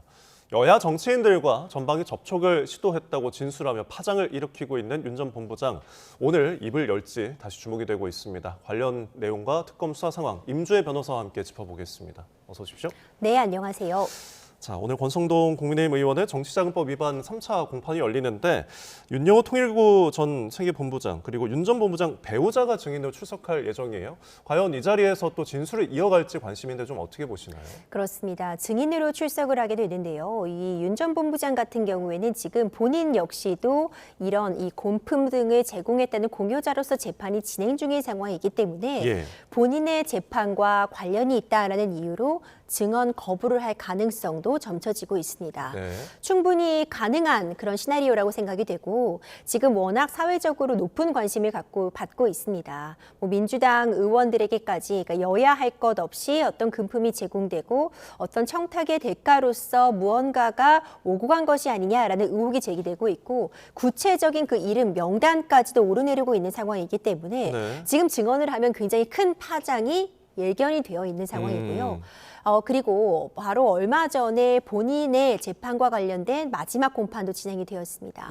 징역 4년이 구형된 상황이기 때문에 현 시점에서는 일단 본인과 관련된 이 징역형 이 부분에 최대한 참작을 받기 위해서 일단 좀 반성하는 태도 그리고 최대한 이런 부분에 대해서 반성을 하면서 추가적으로 더 큰 논란을 만들지 않는 것이 합리적인 선택이다라고 판단할 여지도 있어 보입니다. 일단 침묵할 것으로 좀 보이는 상황이고 윤 전 본부장의 배우자도 출석을 합니다. 증인으로서요. 어떤 경우인가요? 오늘 증인으로 이제 출석을 하게 되는 것이 권성동 의원과 관련된 그런 재판인데요. 윤영호 전 본부장의 부인 역시도 통일교에서 어떤 역할을 담당했던 인물로 알려져 있습니다. 전 재정국장으로도 활동을 했기 때문에 지금 윤 전 본부장이 이런 금품들을 오고 갔을 당시에 이 배우자 역시도 관련된 부분에 대해서 어느 정도 인지를 하고 있는 사람이기도 하고 특히 권성동 의원과 관련해서 지금 윤 전 본부장의 배우자가 관련해서 그 금품 특히 그 돈과 관련된 돈다발 사진을 찍어놨었다 뭐 이런 이야기도 전해진 바가 있기 때문에 윤 전 본부장의 어떤 증언의 신빙성을 더하거나 혹은 그 신빙성을 낮추거나 여러모로 그 증언을 좀 확인해보는 교차적인 그런 검증을 위해서 윤 전 본부장의 배우자 역시 증인으로 출석했다고 보여집니다. 네, 두 사람의 진술이 이 재판에 굉장히 큰 영향을 미칠 것 같은데 지금 이런 가운데 김건희 특검팀의 그 편파 수사와 관련된 논란이 계속 이어지고 있는 상황입니다. 지금 윤 전 본부장이 이 20대 대선을 앞두고 노영민 전 대통령 비서실장, 김영철 전 통일부 장관 등 여야 정치권과 접촉한 사실이 또 추가로 드러났어요. 그렇다면 정치권 전반으로 좀 수사가 확대될 것 같은데요. 충분히 가능해 보입니다. 이제 게이트라고 불릴 정도로 의혹들이 계속 일파만파 제기되고 있는데 빠른 수사와 사실관계 확인이 좀 필요해 보입니다. 자꾸 하나씩 의혹이 꼬리에 꼬리를 물면서 이것이 사실관계에 대한 여부와 관계없이 계속해서 의혹만 제기되고 있는 상황으로 보여지는데요. 굉장히 중요한 의미를 갖는 것 같습니다. 특히 특검 측이 지금 국민의힘 쪽에만 너무 편파 수사를 하고 있는 것 아니냐라는 그런 비판도 직면해 오고 있는 상황이기 때문에 이렇게 유력 정치인들 그리고 대통령실 관계자들에 대한 통일교 측의 어떤 접촉이 있었다라고 한다면 이 부분도 빠르게 수사에 착수해서 국민들의 알 권리를 충족하고 특검 측이 받고 있는 그런 불신도 해소할 의무를 갖고 있는 것 아닌가 생각이 됩니다. 네, 여야 정치권의 정권의 여러 인사들이 이제 거론이 되다 보니까 이제 국민의힘 측에서도 특검팀을 고발을 하면서 직무유기 혐의를 이제 좀 고발을 했어요. 그런데 경찰이 이제 이첩을 한 상황이니까 수사를 시작하게 되면 어떤 것부터 하게 될까요? 고의적으로 이 사건을 이첩하지 않고 일종의 뭉개기를 한 것이냐, 이런 부분에 대한 어떤 수사나 조사는 진행될 수 있을 것이라고 봅니다. 예. 다만 특검 측은 이 부분에 대해서 전혀 사실과 다르다, 이런 입장을 취하고 있습니다. 네. 기본적으로 특검이 이제 수사를 마무리하면서 관련된 사건들을 모두 이첩하는 것이 원칙이다라고 선을 긋고 있고요. 뿐만 아니라 지금 특검 측이 수사를 대상으로 할 만한 사안들이 아니었다. 대선 이전에 벌어진 일들이었고 지금 특검이 수사의 대상으로 삼고 있는 윤석열 전 대통령이라던가 김건희 여사와 직접적으로 관련돼 있는 그런 관련 사건이라고 보기 어려웠다라는 예. 입장을 펴고 있기 때문에 이것이 과연 직무유기인가에 대한 부분은 계속해서 논란의 여진이 있을 것 같고요. 예. 다만 지금 관련된 그런 범죄 혐의점들이 공소시효가 얼마 남지 않은 그런 사정임을 감안할 때 지금이라도 빨리 수사에 착수하는 것은 꼭 필요한 조치라고 보여집니다. 네. 근데 특검팀에서 이런 편파 논란이 일다 보니까 지금 여야 정치인들을 직접 밝혔습니다. 그러니까 여권뿐만 아니라 야권 정치인도 있다라는 사실인데 갑자기 윤 전 본부장의 진술 내용을 또 이 시점에서 왜 밝혔을까요?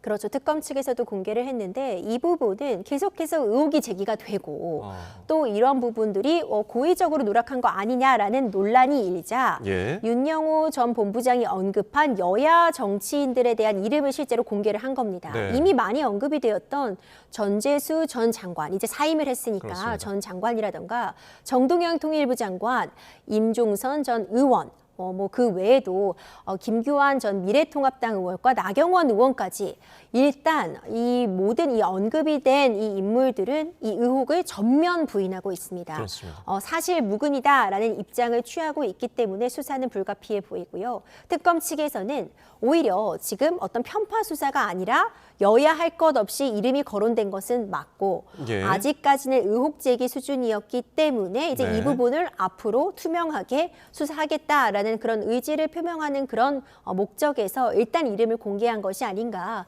그리고 이미 공개하지 않더라도 너무나도 많이 알려져 있는 상황이었기 때문에 네. 현 시점에서라도 공개 결정했다는 평가도 가능해 보입니다. 네, 특검팀에서는 이렇게 이제 진술 내용을 공개를 하고 있고, 근데 계속해서 어쨌든 특검법의 그 수사 대상이 아니라는 입장은 계속 취하고 있잖아요. 이런 부분들을 좀 법 쪽에서는 어떻게 보고 있습니까? 여러 가지 의견은 있을 수 있겠죠. 네. 특검이라는 것이 뭐 한상 있는 것이다라고는 보기 어렵겠지만 일단 기본적으로 특검법에 따라서 특검이 수사를 하다가 인지하게 된 관련 사건에 대해서는 계속해서 수사를 할 수 있는 것으로 명시적인 규정은 있었습니다. 네. 이제 그런 부분들이 있기 때문에 다른 사건들 꼬리에 꼬리를 물면서 김건희 특검도 그렇고 내란 특검도 그렇고 다른 어떤 기소 추가적으로 이제 기소 등이 이루어졌었는데요. 네. 이제 이번 사안 같은 경우에는 아쉬움은 남는다라는 평가도 있는 것 같습니다. 네. 정치자금법 같은 경우에는 공소시효가 7년이어서 좀 빠르게 진행될 측면이 있는데 만약 특검 측이 직접 수사하는 것이 적법하지 않다, 수사 대상이 아니다라고 판단을 했다면 예. 조금 더 빨리 이첩할 수는 없었겠느냐라는 지적도 충분히 가능해 보이고요.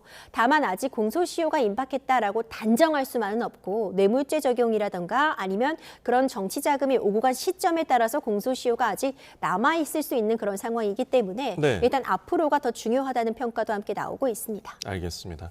저희가 잠시 대담을 진행하는 중에 속보가 들어와서 이 점 전해드리도록 하겠습니다.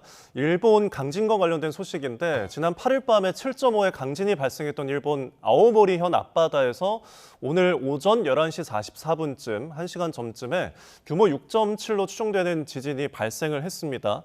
일본 기상청은 애초 지진 규모를 6.5로 발표를 했다가 6.7로 상향 조정했는데요.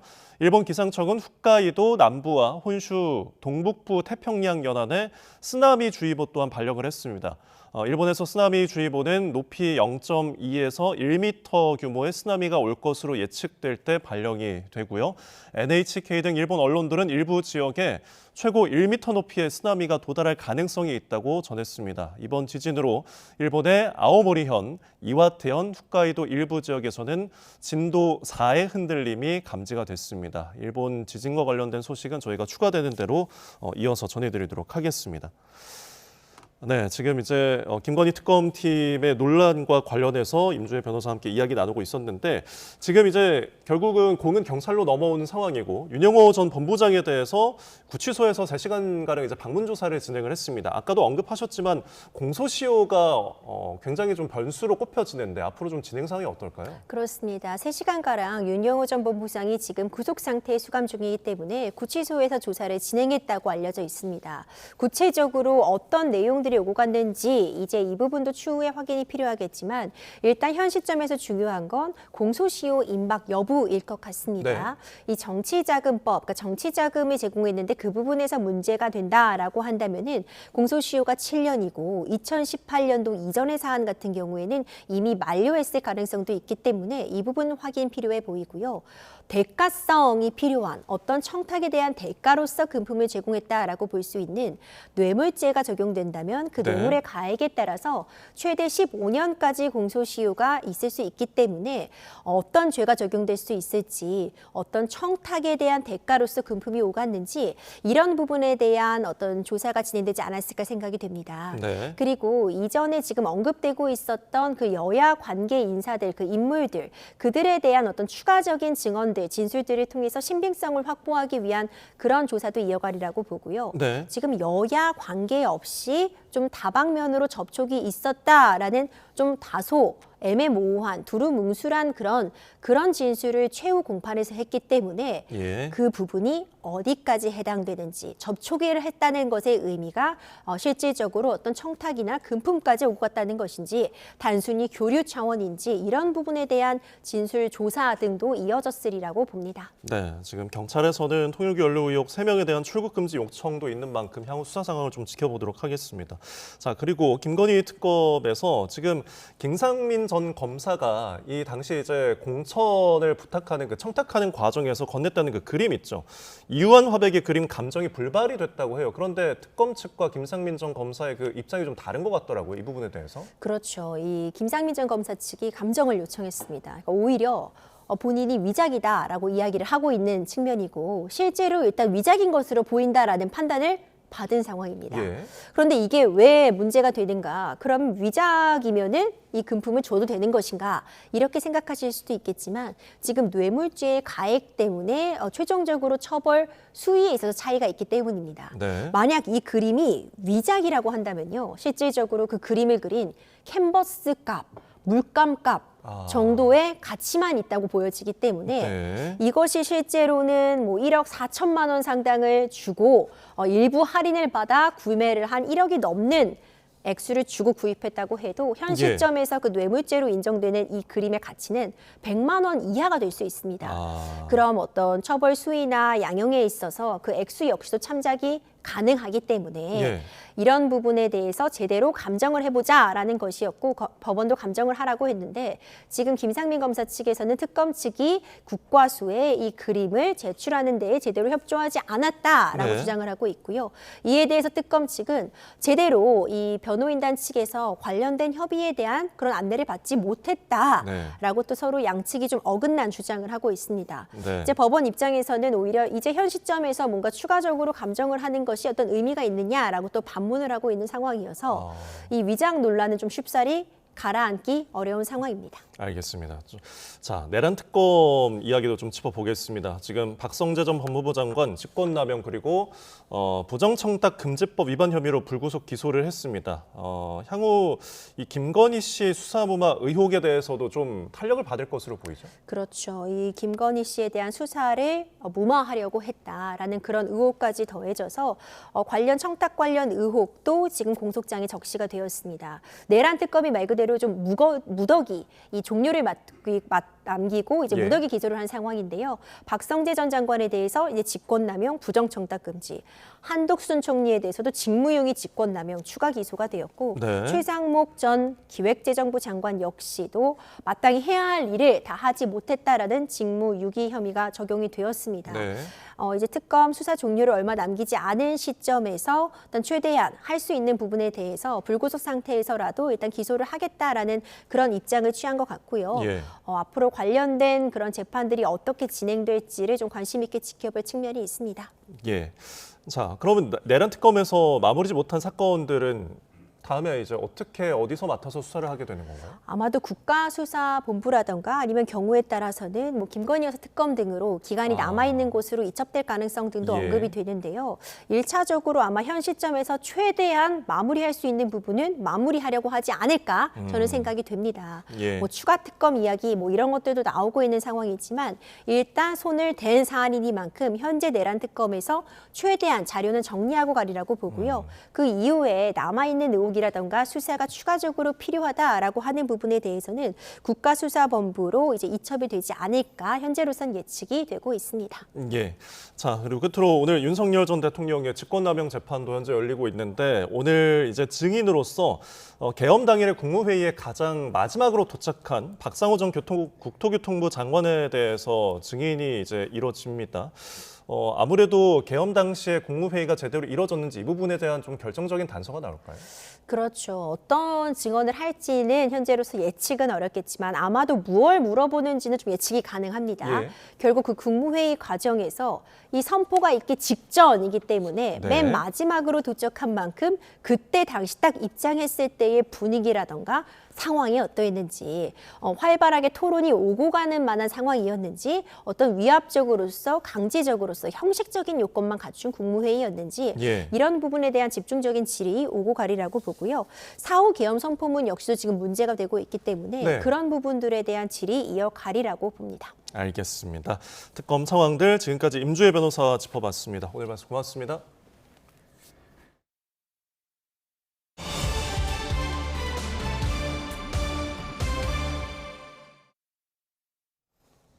네, 노벨 평화상 수상자인 베네수엘라 야권 지도자 마차도가 2달간 험난한 여정 끝에 노르웨이 오슬로에 도착해 기자회견을 열었습니다. 마차도는 영화를 방불케 하는 극비 작전 속에 F-18 전투기가 엄호하는 미국의 도움으로 탈출이 가능했다고 밝혔습니다. 런던에서 조수연 특파원입니다. 노벨 평화상 수상자인 베네수엘라 야권 지도자 마리아 코리나 마차도가 오슬로에서 기자회견을 열었습니다. 마두로 정권의 체포 위협에 1년 넘게 은신해오다 노벨상 일정을 위해 극비리 탈출했는데 악천 후에 여정이 지연되면서 시상식 하루 뒤에 도착한 겁니다. 2달간 생사를 넘나든 마차도는 미국의 도움이 컸다고 전했습니다. They did not know where I was in hiding in Venezuela, so it was hard for them to stop me. And yes, we did get support from the United States government to get here. 마차도는 도와준 이들을 위험에 빠뜨리고 싶지 않다며 자세한 출국 과정은 언급하지 않았지만 첩보 영화 같은 극비 작전으로 알려졌습니다. 가발로 변장한 채 10곳이 넘는 검문소를 통과했고 거센 풍랑을 뚫고 목선으로 카리브해를 건넌 뒤 네덜란드령 퀴라소로 향했습니다. 해상을 건널 때 미군 F-18 전투기 2대가 엄호했고 퀴라소부터는 미국이 제공한 전용기를 타고 노르웨이 땅을 밟았습니다. 마차도는 유럽 여러 나라와 미국을 방문한 뒤 안전이 확보되면 귀국할 계획인데 돌아가서도 정권교체 투쟁을 계속하겠다고 다짐했습니다. 미국은 마두로 정권의 마약 카르텔 척결을 명분으로 베네수엘라 유조선을 납포하며 압박 수위를 높였습니다. I believe that President Trump's actions have been decisive to reach the point where we are right now, in which the regime is weaker than ever. 오슬로에서는 미국의 베네수엘라 군사 공격을 지지하는 마차도가 평화상을 받을 자격이 없다며 반대 시위가 열리기도 했습니다. 올해 노벨 평화상 수상자의 행보는 트럼프 행정부의 마두로 정권 압박과 맞물리면서 국제적으로 더 큰 관심을 모으고 있습니다. 런던에서 YTN 조수연입니다. 올스터브리그를 가장 뜨겁게 달군 선수, 9년 만에 친정팀 복귀를 발표한 삼성 최형호 선수인데요. 네, 최고령 골든글러브 기록을 매년 새로 써내려가는 비결은 무엇일까요? 생각지도 못한 답변을 내놨습니다. 양시창 기자가 최영호 선수를 만나 직접 들어봤습니다. 집을 방문한 취재진에게 최영우가 주섬주섬 짐을 풀어 골든글러브 트로피를 먼저 보여줍니다. 8번째 수상이자 최고령 기록을 스스로 갈아치운 값진 결과물. 프로 생활 23년의 영광의 순간들이 진열장을 한가득 채웠지만 가장 애정이 가는 건 2군 시절 받은 트로피들입니다. 그리고 이제 다른 것들은 누구나 다 받을 수 있는 거니까 뭐 그렇게 크게 의미는 안 가지고. 8년 동안 전세로 머물다가 올 초 처음 광주에 집을 마련했다는 최영우. 그만큼 9년 동안 정든 팀을 떠나는 건 쉽지 않은 결정이었습니다. 계속 전세로 계속 있었던 이유는 이제 그 전까지는 확신이 없다가 이제는 뭐 여기에 정착을 또 할 수 있겠구나라는 생각이 들어서 샀는데 뭐 이렇게 된 거죠. 예측을 뒤엎은 친정팀 복귀에 많은 추측이 있었지만 최영우는 길게 설명하지 않았습니다. 그냥 한 분야에 있어서 어느 정도 이제 잘하고 있다면 그럼 존중받고 싶어 하는 건 당연한 것 같아요, 저는. 사람이라면. 예. 그렇죠. 저도 존중을 좀 받고 싶었고 그게 다인 것 같습니다. 83년 12월에 태어난 만으로 꽉 채운 42살. 전성기를 한참 지난 나이에도 여전히 최고의 기량을 선보이는 특별한 비결이 있는지 묻자 최영우는 뜻밖의 대답을 내놓습니다. 루틴은 있어요. 야구 선수들이 쉽게 안 하는 루틴? 그게 뭔가요? 저는 시즌 때도 매일 그래요. 아침에 8시에 늘 등원을 시켜줘요. 제가 아들, 딸을? 네, 저기 새벽에 들어와도 아침에 항상 제가 시켜요. 등원을? 네, 그리고 시키고 들어와서 바로 강아지들 산책을 시켜요. 항상 그렇게 해요. 근데 이게 뭐 이렇게 야구에 관련은 없어서.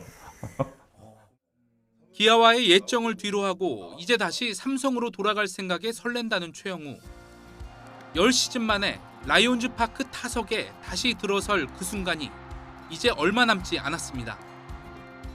라팍에 딱 처음 들어섰을 때 그 느낌이 지금 너무 궁금해요. 근데 지금 그 생각을 해도 뭐 흥분되거든요.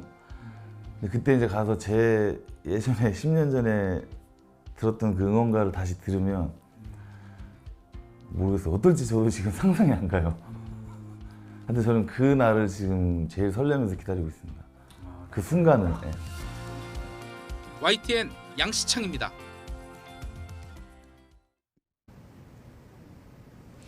오늘은 어제보다 날이 춥습니다. 서울은 사흘 만에 영하권 아침 추위가 나타났고 한낮인 지금도 영상 4.7도에 머물고 있는데요. 예년 수준이지만 어제 같은 시각보다는 3도 정도 낮은 기온입니다. 이곳 경의선숲길을 지나는 시민들도 몸을 잔뜩 웅크린 채 빠르게 발걸음을 옮기고 있는 모습입니다.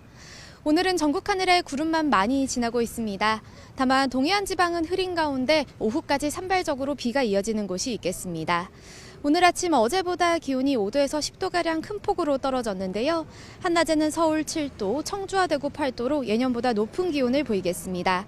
다만 구름이 많고 어제보다 기온이 낮은 데다 찬바람이 강해지고 있어 체감온도는 더 낮겠습니다. 특히 주말인 내일은 오전부터 밤사이 또다시 전국에 눈비가 예고돼 대비가 필요합니다. 특히 중부 내륙을 중심으로는 대설특보 수준의 많은 눈이 내리는 곳도 있을 것으로 보입니다. 강원도에 최고 10cm, 경기 북동부와 충북에 3에서 8cm의 눈이 예보된 가운데 이들 적은 늦은 오후부터 시간당 최대 3cm 안팎의 강한 눈이 집중되겠고요. 서울에도 1에서 5cm의 눈이 내려 쌓이겠습니다. 빙판길 사고나 습설로 인한 시설물 피해 등이 발생하지 않도록 주의하시기 바랍니다. 휴일인 모레는 다시 기온이 낮아져 춥겠고요. 충청 이남 곳곳으로는 일요일에도 1에서 5cm의 눈이 내릴 전망입니다. 오늘 전국적으로 바람이 강하게 부는 가운데 대부분 해상에는 풍랑특보가 발효 중입니다. 시설물 관리와 안전사고에 각별히 유의하시기 바랍니다. 지금까지 YTN 원희다입니다. 이상으로 뉴스나우 마칩니다. 함께해 주신 여러분 고맙습니다.